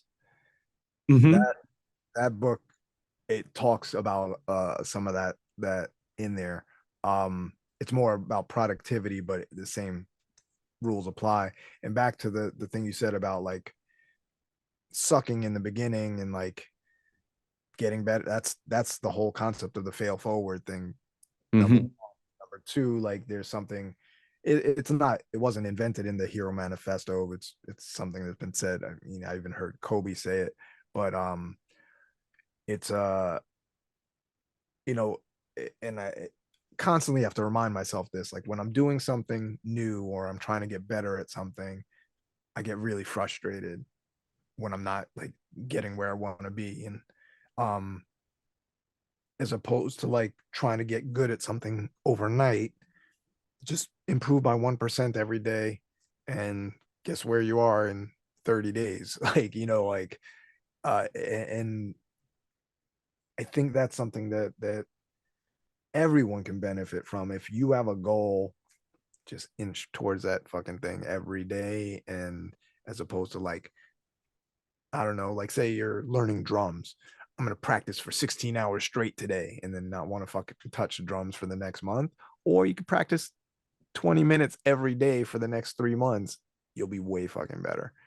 And another thing about that in particular, which when I started finger drumming, that it clicked for me, is that in pretty much anything you're learning, especially like physical things, that there's something that happens when you're sleeping with your brain. So like, sleep is super important. I think it's very important that sleep be giving a much more important significance in a person's life. There's something that happens in your brain, is that you get better while you're sleeping, which I read that and I'm like, that doesn't make any sense to me. But then I was finger drumming, there were things I couldn't do. And then I'd go to sleep and I wake up the next day and suddenly I can do them. And the next day I could still do them. And they were just part of my fucking vocabulary. And that was kind of an eye-opening thing. Like, all this time, I'm like, sometimes I'm like, I don't need to sleep. I'll just sleep 3 hours. Like, no, you need to fucking sleep, because that's when you make major fucking improvements, which is really a hard concept for me to grasp. Is like, Monday, I'm struggling. I can't do this. My fingers just aren't fast enough. I just can't do it. Tuesday, still can't do it. Wednesday, can't do it. Then suddenly I wake up Thursday and I can do it. And it's just there forever. So yeah, man, like, inch forward, fail forward, 10%. These are all kind of like in the same family of things where like you can only do so much in a short period of time. So like do what you can, get that point across, and the next day you do a little more, and the next day do a little more. And another thing, I think we may have talked about this before, that kind of drives this point home is like when you look at Stolen Drums, his live video setup, that shit is amazing and even better today than when I found him 4 years ago when I thought it was amazing then. Now it's even like way levels up. But if you go back to his, like, I one day scrolled back to his very first live stream on Facebook, and to see where he started, and to know that like if he didn't start there holding his phone in the kitchen with his MPC, like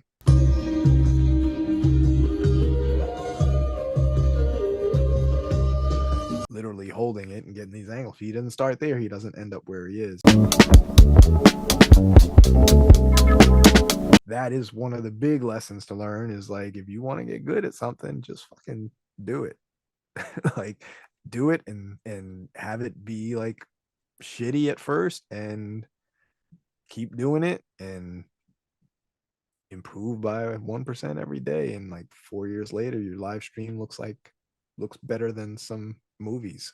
You know, it's just something I have to keep reminding myself. So like thank you for that tip about like I want to pack everything into this video. You're going to learn everything I've learned in 30 years about making drums in this 1 minute Instagram reel is fucking stupid.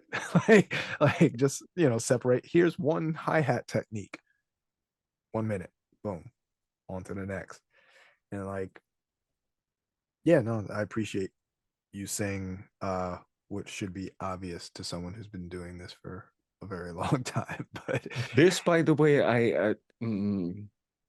I think this is an age thing that I realized for myself, since we're reading so much on productivity and trying to cram so much into less time. We forget that shit takes time, and you can't jump those massive improvements that quickly. There is like a physical constraint to this. From what you said, this just confirms those single percentages. They have to be built up. You can't start with the perfect studio, because that you have to go through a bunch of tests. You have to test all this lighting, get some things, and kind of incorporate them, see how it works. Drums has been rewiring his studio this whole time, over and over again, just testing stuff out. This is this journey, right? It seems like sometimes we get caught up in this, oh, okay, I need to present this now in the best possible way, and totally forget that it's always the journey before that. I think one of the other big realizations is for what we all do. And maybe I shouldn't say we all, I'll say for me, and I noticed this in other people, is that we are destined to never be 100% happy.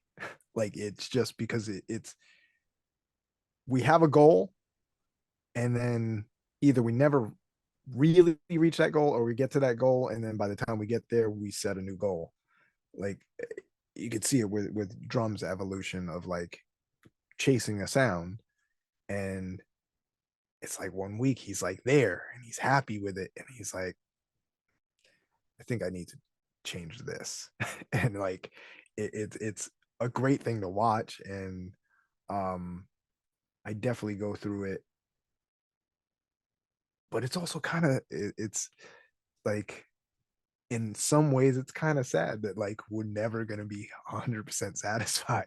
Like but it's also beautiful because it keeps us improving, and it there's always a purpose. There's always like, okay, we're always chasing something, but by the time you catch the thing you're chasing, you're like, oh, there's something else to chase. The other thing, there's a quote I don't know the source of the quote. I think it's an old Chinese proverb that says, he who chases two rabbits catches none. So like there are lots of times where I'm like trying to do like a million things and I kind of fail at them all, as opposed to just like focusing on one thing until I get good at it and then focusing on another. And like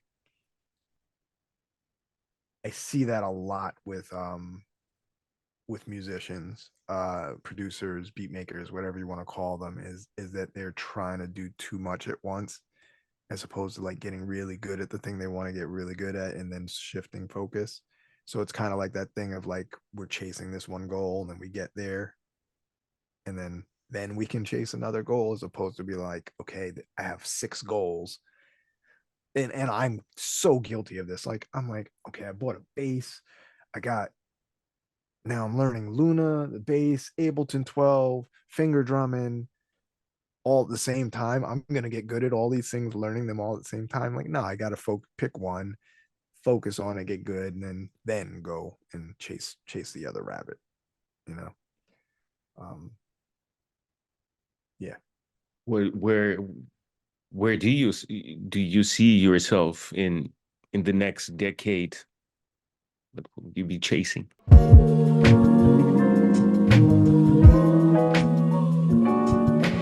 I want to do different things with the live show. Like, I want like, it's weird that like I have I bought the 404 for live shows, and I didn't really it didn't speak to me in the way that I thought it was going to speak to me. And then I got the Push 3 standalone and basically use it like an SP404. So like I want to do more with my live shows. I want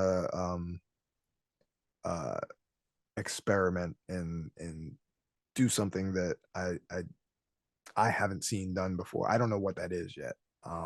So that's one of the things I want to do in the next 2 to 3 years, is figure out something different besides a very expensive version of a 404. So that's one thing. I mean, I get see this is the too many rabbits thing. I have a lot of goals, and sometimes I have to stop myself. Like I was just, I don't know how I saw this again on Instagram scrolling. I saw like this video of like mixed media animation. And I'm like, wow, that's fascinating. So then I go down this rabbit hole. I'm like watching tutorials. I'm like looking at the software for this. And I'm like, okay, I'm going to do this mixed media animated video for this song for my next album. And I'm like, I'm looking at the people that do this shit. And I'm like, they're all really good at it because that's all they fucking do. Like, I don't think I have the time to get good at that while also making beats. And right now I'm like in the midst of really learning Luna, because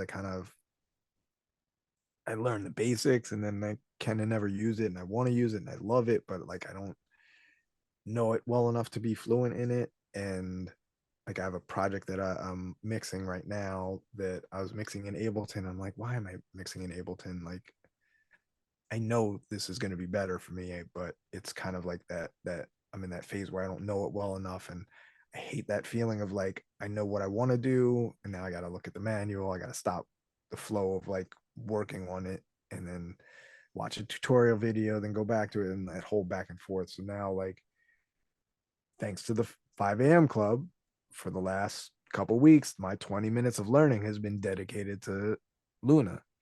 And I've gotten more done or learned in these past 2 weeks of doing it 20 minutes every day than I did for the last year that I've had it sitting on my hard drive. And I'll like, today I'm gonna learn Luna. Like I literally think in my brain I could just sit down for like 8 hours. I'm gonna learn this thing. I'll be great at it by the end of the day. So that doesn't work. So like that's the current rabbit I'm chasing, is Luna. And then after that, who knows? Maybe I'll pick up the bass again. Maybe I'll start finger drumming a little bit more. But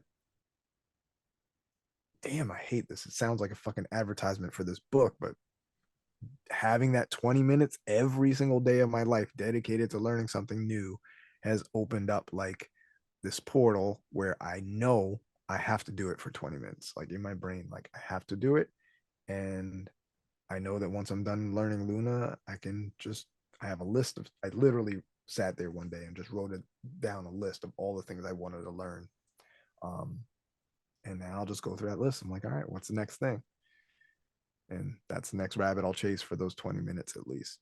How would you encourage someone who has been in this for a minute, and then maybe for those who struggle with not knowing whether they should continue doing the art thing, or how to continue doing it? Biggest suggestion I would make is to find a community. And for producers, it's Sidechain. I haven't really been tapped into Sidechain, and I feel that there's a hole there.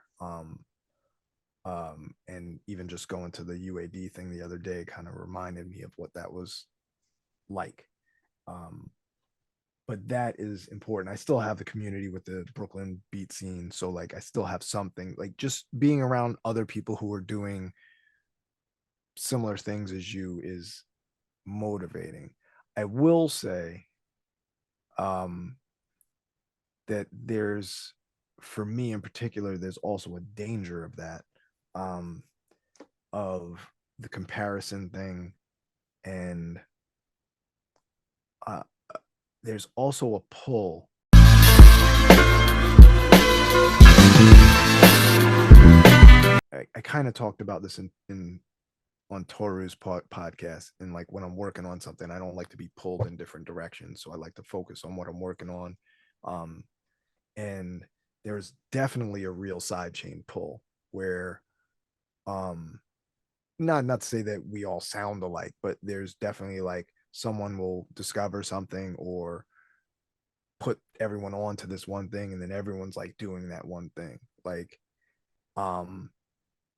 sometimes I don't want that pull from community, and it happens in all communities where like, everyone shares information, and like I love information and I love learning new techniques and stuff, but like if a project I'm working on is very intentional in where I want it to go, I'm very limited in I purposely limit the things that I intake so I don't get pulled away from my original intention.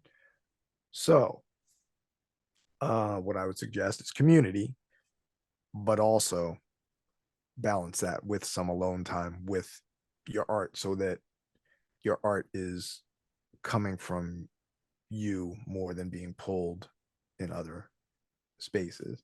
But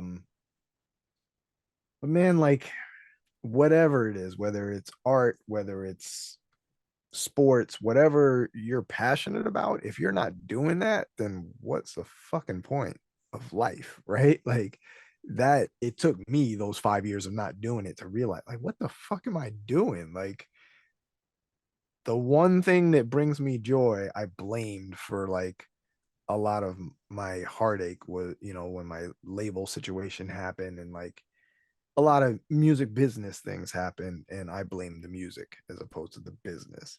And I was literally miserable, like, and stupid me couldn't figure out like what's missing from my life. Like, dumbass, the thing that made you happy for the 20 years before, 15 years or whatever it was, you stop doing that. So like, if the shit makes you happy, then fucking do it. With the caveat is that also to like, there are things involved in that, in making music and releasing music specifically, that are scary, that you don't have to, but it's good if you face those fears and get over those fears. I see a lot of people scared to release some music, or scared to, I shouldn't say release, because release is very easy to do now. You upload it to Bandcamp and your music is released, and then you post one link, and then you don't sell however many copies you had in your mind, and then you're discouraged. I've talked to people about they're discouraged that their record didn't sell, or I worked really hard on this piece of music and didn't sell. Square hole. Then maybe the next thing you should work on, if you want to sell music, is learning how to sell music. right? Like, so like take a marketing course or go down a marketing rabbit hole on YouTube, or it's not why you got into this, but if your goal is to sell records and maybe learn to sell records, like that's a very different skill set than making music. And it's tough for artists because it's tough to think of what you do as a product. um it's really tough, and it's kind of it's I was gonna say it's not fun, but to me it is fun. Like marketing is it's become kind of a fun little thing, and I'm not that great at it, but um it's something I work on. It's something new that I learn, and I get better with every release, and you know, that little 1% get better every day at kind of thing. But I think while we're on the topic of advice, that's one of the biggest pieces of advice I'll give to people who want their music to reach a larger audience is um sadly your music has nothing to do with that. Like, that's, I think, the big misconception is that all I have to do is make my music better, or I released it and no one checked it, my music isn't good. Like, no, your music is fucking great. It's your marketing that sucks, or you didn't market it. And I think when people see someone who's successful, like at having a large platform, uh, we talked about drums before, so let's talk about drums. Like, I think there's a misconception that, like, you know, he just makes music and then people loved it and then he blew up. And there was probably some of that, because I know he got like the front page of Spotify lo-fi for a while, and that was because someone heard his music and loved him, put him. But you could tell he fucking knows what he's doing, like as far as marketing and the business side, and he's worked at that shit and improved that and gotten good at that. And I think the brilliance of it is that from the outside it looks natural, and it is, like, he's a very natural person. But like, there's definitely, especially once I started like learning marketing things, and you could see it in like in what drums does, you could see like the business things that are kind of, I don't want to say disguised because that sounds like it's deceitful, or like not genuine, but like you can see the bits of marketing in his stuff done in a way that just looks like he just woke up and like made this beat and like, oh, it blew up, or it did really well, or this did really well. But um I say all that just to say that, like, if your goal is to reach a larger audience, study that how you would study a compressor. You know what I mean? Like, you know how a compressor works, you know how to sidechain, you know, you could just hear a snare and be like, oh, I want to boost this frequency because of you learned all this stuff.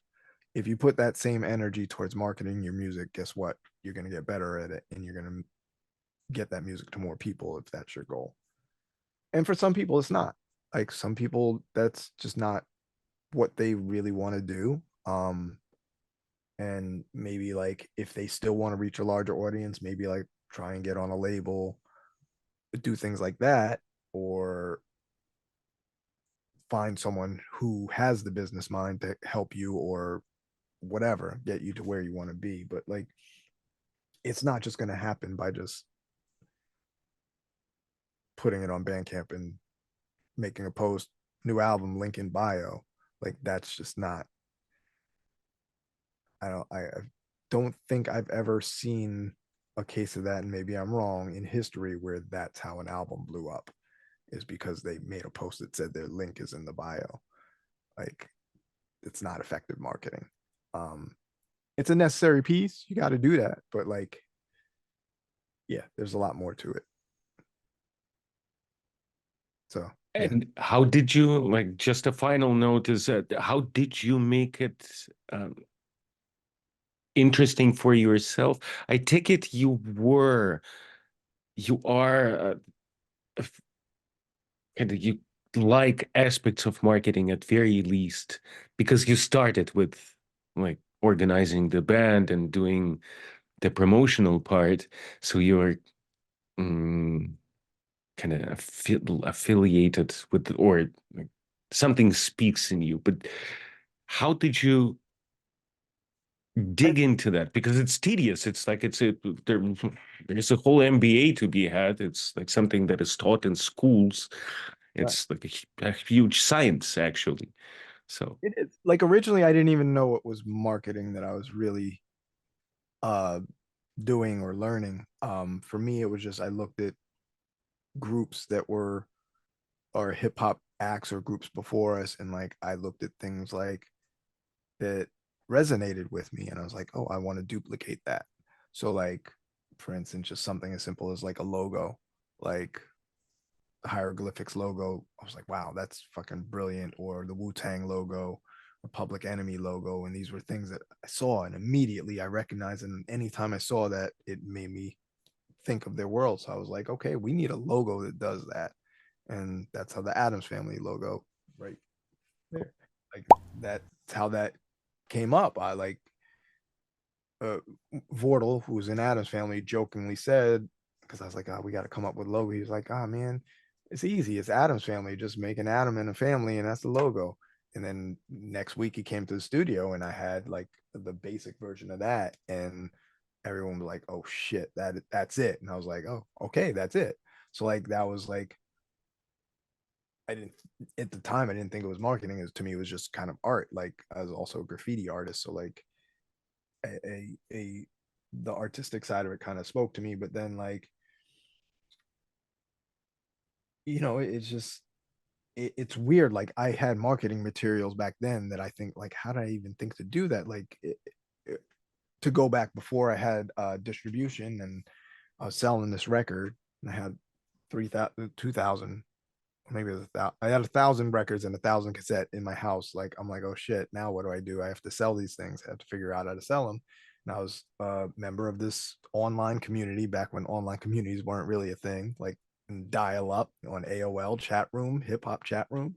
I'm in there talking to people, telling people about my music. And I was like, yo, man, just, send me your address and I'll send you this. I didn't know what I called it, but like it was a marketing pamphlet. It was like literally, I found a copy of it. It's in my closet. So it was like this, it's supposed to be folded like this. It's like a little booklet. Sent to the web was a group and have the bio. It like explains like who the Cryptic one is, who Witchcraft is, all the members of the group, and kind of like tells you kind of it's like all about like the science fiction stuff, because that, and then this has this like, this is from Close Encounters of the Third Kind, and says Earthlings beware, the web has arrived. And then on the back it has all the Addams Family members kind of names in here. And at the end it kind of tells you like the tape is whatever, however much it is. And like literally I just got addresses and I fucking printed these out and mailed them to people. And like I didn't know shit about marketing, and like people got this thing in the mail, like, oh shit. And like I actually got some orders. So like I'm like, oh shit, this works. And I don't know where I got the idea from. I was very confident, and it's that useful ignorance again. It's just like, all right, well, I'm gonna hype this shit up in the chat room because I believed in it. And anyone who will listen to me, I'm gonna send it. And this is something that in marketing courses that I took later is that I learned is you give someone value first.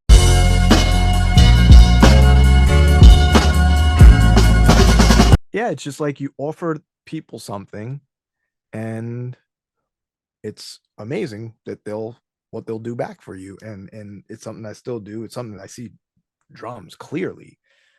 Everything he does, he gives us way more value than we're paying for sure. Like I was, even when he was just doing the live streams, would cost nothing. The value of just watching him make beats in Ableton, like I learned things in Ableton just watching those, as I was just starting off in Ableton when I found him. And it's like, here's all this free value. And then like when he had time to like he dropped a link for me to give him money. It was like, yeah, like Sidechain Society, sure, I want to check that out. Here's $20 a month. Yeah, fine. I've already got my money's worth before you even charge me. So like that was a valuable lesson that somehow I learned before I even stepped in a marketing course or class or whatever. Like the one thing I'll say about hip hop, the groups that I kind of gravitated to were always these groups that kind of created a world, like Public Enemy. Like they had they had Flavor Flav, they have Chuck D, and then they had these, for lack of a better, there's soldiers of the first world, S1Ws, who were kind of dancers. Like they did these like military marches on stage. They did nothing like musically in the group that I know of, but like it was just kind of like this thing, like De La Soul. They were like these characters that were bigger than just the music, and there was way more to it. And now that I look at it, like it's effective marketing. So there was just these things that I like idolized about the groups that I idolized, that I was like, that's what I wanted for our groups. And yeah, it kind of worked out, I guess. But yeah, then I learned that that was marketing techniques that I was doing somewhat naturally just by mimicking the groups that I grew up listening to. So yeah, like this was the first time Adam's Family was ever heard of. And it was me in a chat room talking to people, printing stuff out on an inkjet printer, probably pissing off my parents that I was using all their ink, because this shit was color intensive and that ink was not cheap. And like me spending the money to like mail out stuff all over the country to people. And I sent out probably a good, like, I want to say 50 to 100, somewhere in that range, that I sent out to people. And by literal snail mail. And then people had to literally send me like a check, and then I had to wait till the check cleared, and then I'd send them a record. Like that's the world we lived in. And it wasn't even it was before like you could listen to something, like I couldn't send them a link, like listen to it and then buy it. People just bought it off the strength of, like, I guess, this advertising, or me hyping it up, or me talking about hip hop in the room about groups that I liked. And like I think one of the things that also helped was like Company Flow. I don't know if you're familiar with them. So like that was it's a group that kind of blew up the New York underground scene in the 90s. And not that I was affiliated with them, but we had done shows together, and then they blew up on a larger scale. Tomorrow changed the culture of the whole movement apart. From its origins beginning, what gave the 4 elements to start. So they were like heavily talked about in the chat room, in the hip hop chat room in AOL. So like when people found out I did shows with them, they were like, oh, they must be serious. Like if they're doing shows with Company Flow, we all know who Company Flow is. And so like that's another kind of marketing technique. Like I literally like was into Tribe Called Quest. I bought their album and I read the liner notes and saw who they shouted out in the liner notes. And I read it so many times that I knew the groups they shouted out. And like they shouted out De La Soul, they shouted out Jungle Brothers. I knew those guys. And then like they shouted out Black Sheep next. I was like, who the fuck is Black Sheep? And then they dropped a single like a couple months later. And I was in the record store and I saw the single. I was like, oh shit, those are the guys that Tribe Called Quest talked about. They must be dope. Didn't hear it, just bought it. And then that's how I found out about a lot of stuff. Like it's into Third Base. Third Base has a guest MC on there called Zev Love X. A special appearance by KMD's Zev Love X. Gas.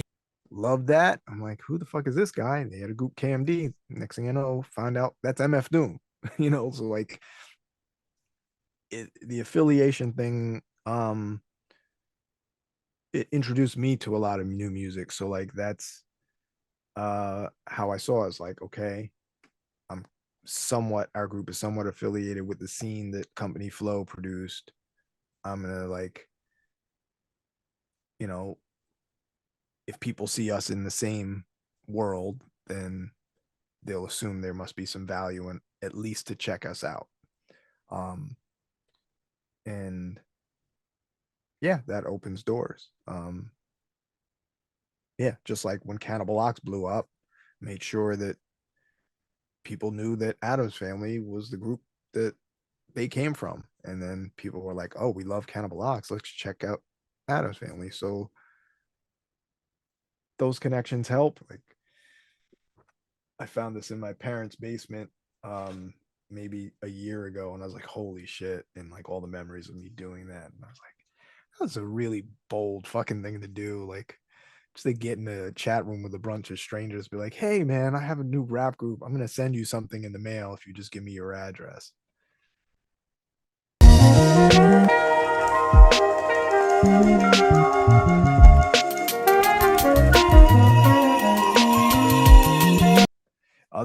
Here's this, while we're on things that I found.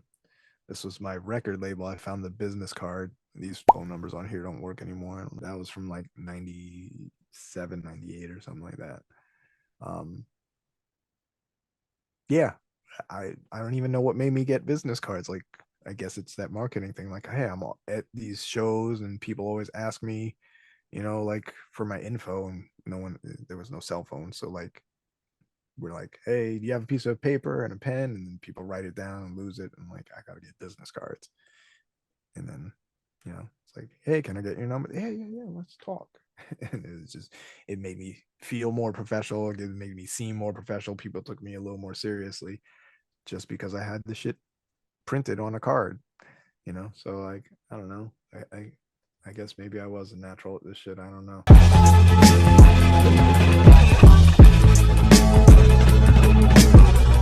I think that's what people fear about it, is they like, man, like artists want to be artists, and they see business as business, which is the opposite of art. But marketing is it's very creative. And the energy I see people place into their creative side, if they put, I was going to say 10%, but if they put 1% a day into marketing, in a year, like every release will get better. And there's one more thing I want to say about this that drives me fucking nuts in the beat community, is that people will release an album and then they quote unquote market it, however that is, on Instagram with posts or whatever, for like a week. And then you never hear about that album again. And like a year later, they release something else, or 6 months, they release something else, and never hear about that. Like, I'm still pushing albums that I made in 96. Like, it never stops. And people, you can't decide where people discover you. But once you decide to put it in the world, you may as well try and get people to hear it. And people who discover your shit, people who discover my shit in 2023, sometimes go back to the stuff I made in 96 and become fans of that. So it really drives me crazy that people give up on their projects that aren't quote unquote successful or didn't meet the goals that they wanted to reach, because it's still, and I get it, because I don't like the stuff I did in 96. I don't, but like, it realizes part of my history. I can't take it back. It exists. And I know that there are people who got something from it or can still get something from it. So I'll still talk about it. I'll still push people towards it. It's still available. Next up, we have the other half of Canox, Vast Air. His verse, this is also my favorite era of Vast, by the way. His verse is really fucking dope on this. Music, it lasts forever. It's what's weird to me is that people don't treat their music the same way they treat music that they love. Like, they're not saying like, oh, that's from 1971. I can't listen to that old stuff. Like, no, you fucking love that shit as if you just heard it today for the first time, or you're discovering music that was out before you were born that you love. So why would you treat the thing you made 10 years ago as if it's worthless to someone today? Maybe you feel like you've moved on from it, but I think the back to that discussion about the journey is the important part. And like, it's dope to see where people came from. Like, if you could pick your favorite artist today and hear their very first thing they ever made, wouldn't you want to do that? I would. Like, let's go. I want to hear the demo before he got signed. Yeah, I want to hear that and hear the start of that what draws me to his stuff from today. So that's another big piece of advice. Don't turn your back on your old self. Like, it was a necessary step to get you to where you are, and even if you're not attached to it, maybe someone else could be. So never stop marketing or promoting your music. Catalog.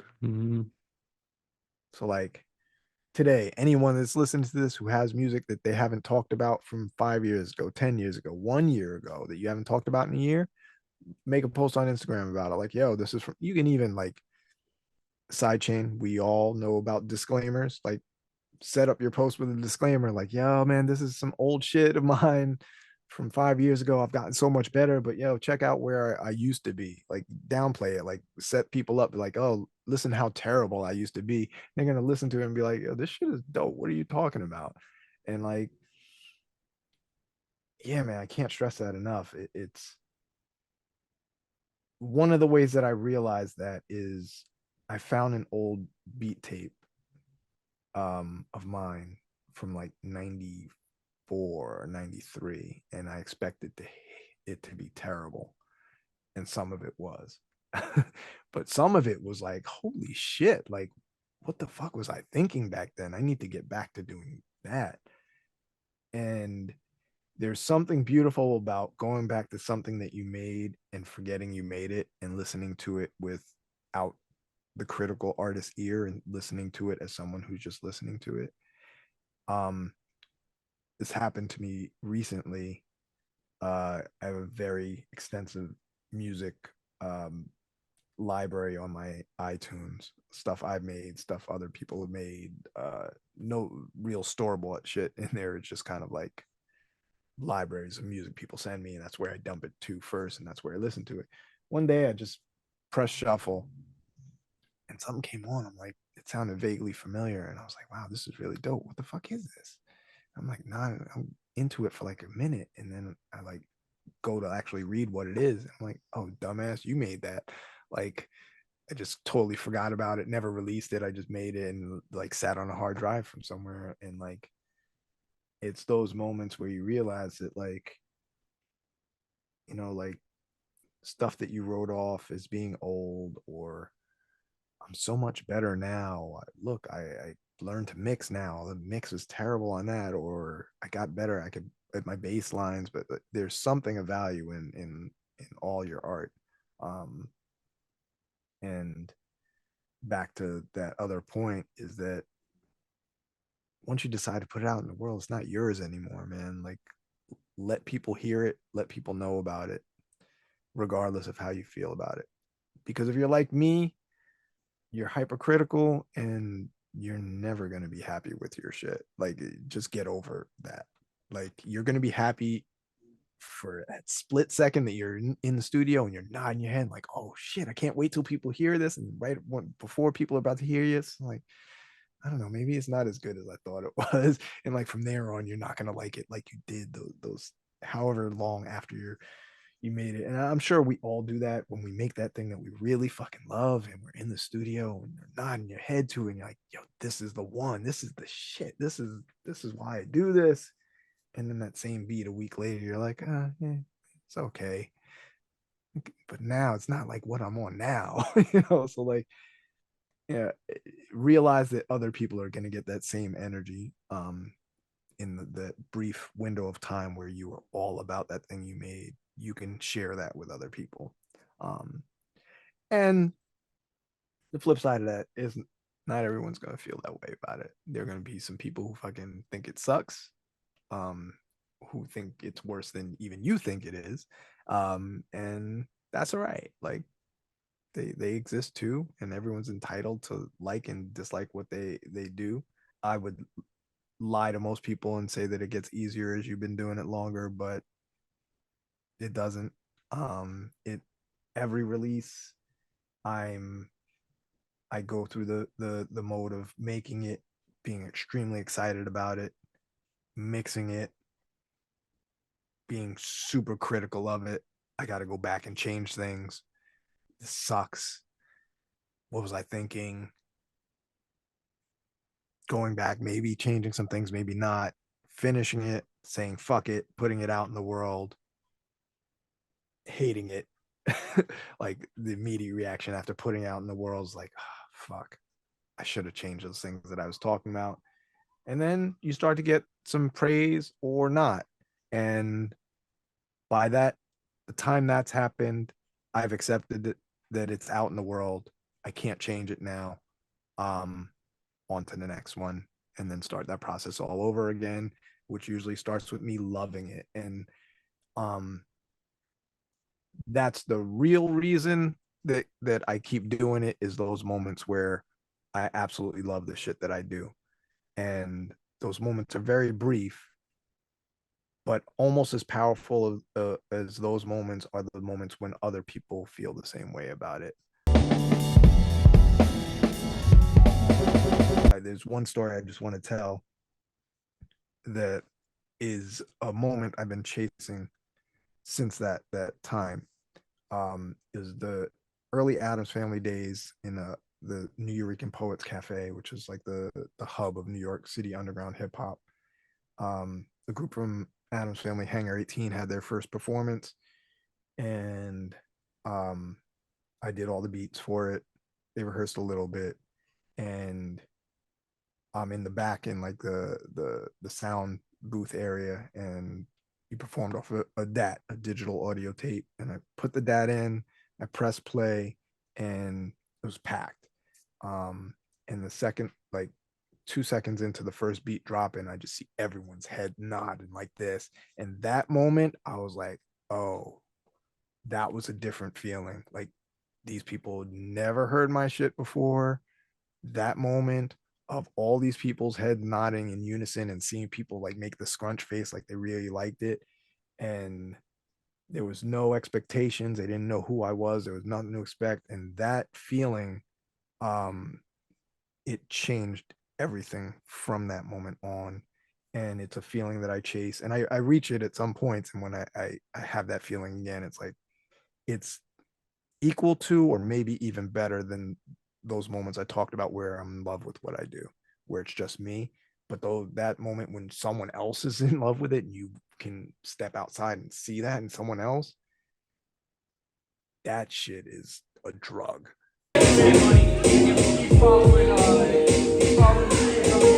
And I definitely saw Riho at his first show like get that fucking drug. And Dave from Sidechain, I gave him his first show, and like seeing that I mean, Dave is a little different because he's a fucking musician. He's been on many stages, but it was his first beat show.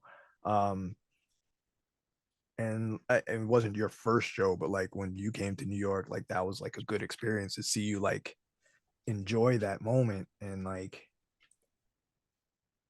I'm getting like chills right now just thinking about like performing beats as a whole other form of like terror, facing a fear, getting over the fear, and then having an immediate reward, which is different than like releasing music. There's no like immediate like, okay, you press the send and let's go, I got the drug right away. It's like a really long drawn out process, like, and you're thinking about like, am I gonna get the high? Is the high coming? Like, I don't know, it's like an edible, like you don't know, like maybe 3 hours later, 3 months later. But like performing, like I didn't witness it, but like seeing the RTOs like doing shows regularly, that shit makes me so fucking happy because I know that feeling because I wasn't doing shows like 2 or 3 years ago, and like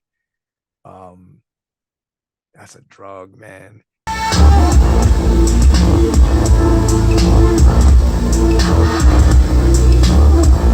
And it actually sounds that this is the gateway drug is the shows are a stronger gateway drug into releasing stuff than the online release or selling digital copies, which is the regular or the usual pathways. Just because what you said is like playing the show in New York. Thank you for that. This just is such a different experience than sharing. Even like playing it in the Zooms is great because it's very positive response, but having random people, like you said, That's going like, this is great, this feels great. Talking to you, and like you could just tell it's like a genuine like, yo, like what's your information, what's your like people like really want to like follow you and know you after that. Like it's yeah, it's that immediate hit from the drug. It shouldn't referring to drugs like maybe it's like, but it really is. It's an addiction that I hope everyone gets to experience who does this shit. Streets are played with doped up fiends, cause messing with crack will give you broken dreams, so stay away from drugs. And if I had one wish, it'd be them trucks would never drop cocaine on my strip. But like, this is another huge misconception that drives me a little crazy in the beat making space that I see, is that there's this contingent of people who demand that they get paid for everything. Like, I don't work for free, and that's fine. Like, that's your prerogative to do that, but also understand that you're limiting your options, and you might be spitting in the face of an opportunity. Jacuzzi Jefferson on Taru's podcast said it best. He was like, there are some DJ gigs that I'll do for free because it's cool, and I want to be affiliated with cool stuff because who knows what that is going to turn into. Don't shoot yourself in the foot like demanding money for something that I don't want to say you don't deserve, but like there are other ways to benefit than money. Sometimes if you can get and this is a big thing in music, is don't fuck with anyone who says, do it for the exposure. And I agree with that. Like, exposure isn't going to pay the bills or whatever. And if you don't know the person, don't do it. But like, if there's an artist that you're really vibing with and you enjoy their music and you guys are have the potential to make good stuff together, you don't have to discuss the money right away. Like, do it, see where it goes, and then like figure out the business side of it. But a lot of people like stop it from happening because, yeah, this rapper's trying to get beats from me for free. Like, yeah, fine. Like, he didn't say he was going to release it and sell 1 million copies and you haven't gotten there yet, but the art side of it, do it. Like, imagine if in the Sidechain collaboration Discord, people were like, yeah, I'm not going to collaborate. You got to pay me. Like, yeah, do the shit together and then figure out how you can sell it. But like this demanding to be paid for every single thing, I think it's it takes away from people's ability to reach opportunities that they're turning away for no good reason. And then another thing is like, Bandcamp. Everyone wants to put their stuff on Bandcamp to make money over Spotify. All for it, but there's nothing wrong with Spotify. Yeah, man, there's nothing wrong with putting your stuff on Spotify and all that and getting no money from it if people can hear it. Like, you don't gotta. It's not all about money. Like, no one's. Well, I shouldn't say no one, but like, I don't think most of us started making music because we wanted to get paid. And sometimes like getting your stuff heard can turn into getting yourself paid. And a lot of people, because they've heard people who've done it for a while say that you should get paid, think that that's it. And I shouldn't knock it, because there are some people who treat it more like a job, and they get paid and they don't do stuff for free, and that's fine. But especially if, I think at the end of the day, like, you have to decide what your goal is. And for me, my goal at the end of the day is to have as many people hear it as possible, to grow the people that like it, and to increase that number as time goes on. And from that, I get money. So the more people who hear my stuff and the more people who like it, is the more opportunity I see for people to buy it. But the real goal is for people to hear it. And the money is a byproduct of that. And that's how I operate. And I can't pretend that that's how everyone should operate, but I see a lot of people who want more people to hear their stuff, but they're putting a barrier to people hearing their stuff of paying for it. Let people hear the fucking music. Yeah, let them hear it, and expand your audience by marketing it to a larger audience and pushing it to a larger audience, however that looks. I think people are also a little scared to put money into their music, the business side of it, but they're very willing to buy 10 plugins a week. So like, I know you have the money, it's just where you're putting it. And like, do you need the 30th reverb in your arsenal that's going to sit on your hard drive unused? Probably not. You probably could have taken that $30 and put it on an Instagram ad for your dopest beat and gained. Thank you so much. This was very cool. I like talking to you. This is amazing. Oh, like every time I talk to you, I figure shit out about myself. And I'm like, oh, that's why I am the way I am. So yeah, man, I'm really grateful, man. And yeah, man, I can't wait to see the edit. You're gonna have this edited by tomorrow, right? One eternity later. Thank you again. Have a great one. And yeah, I'll see you on Thursdays. I'll try and make it. See you at the retreat whenever that's happening.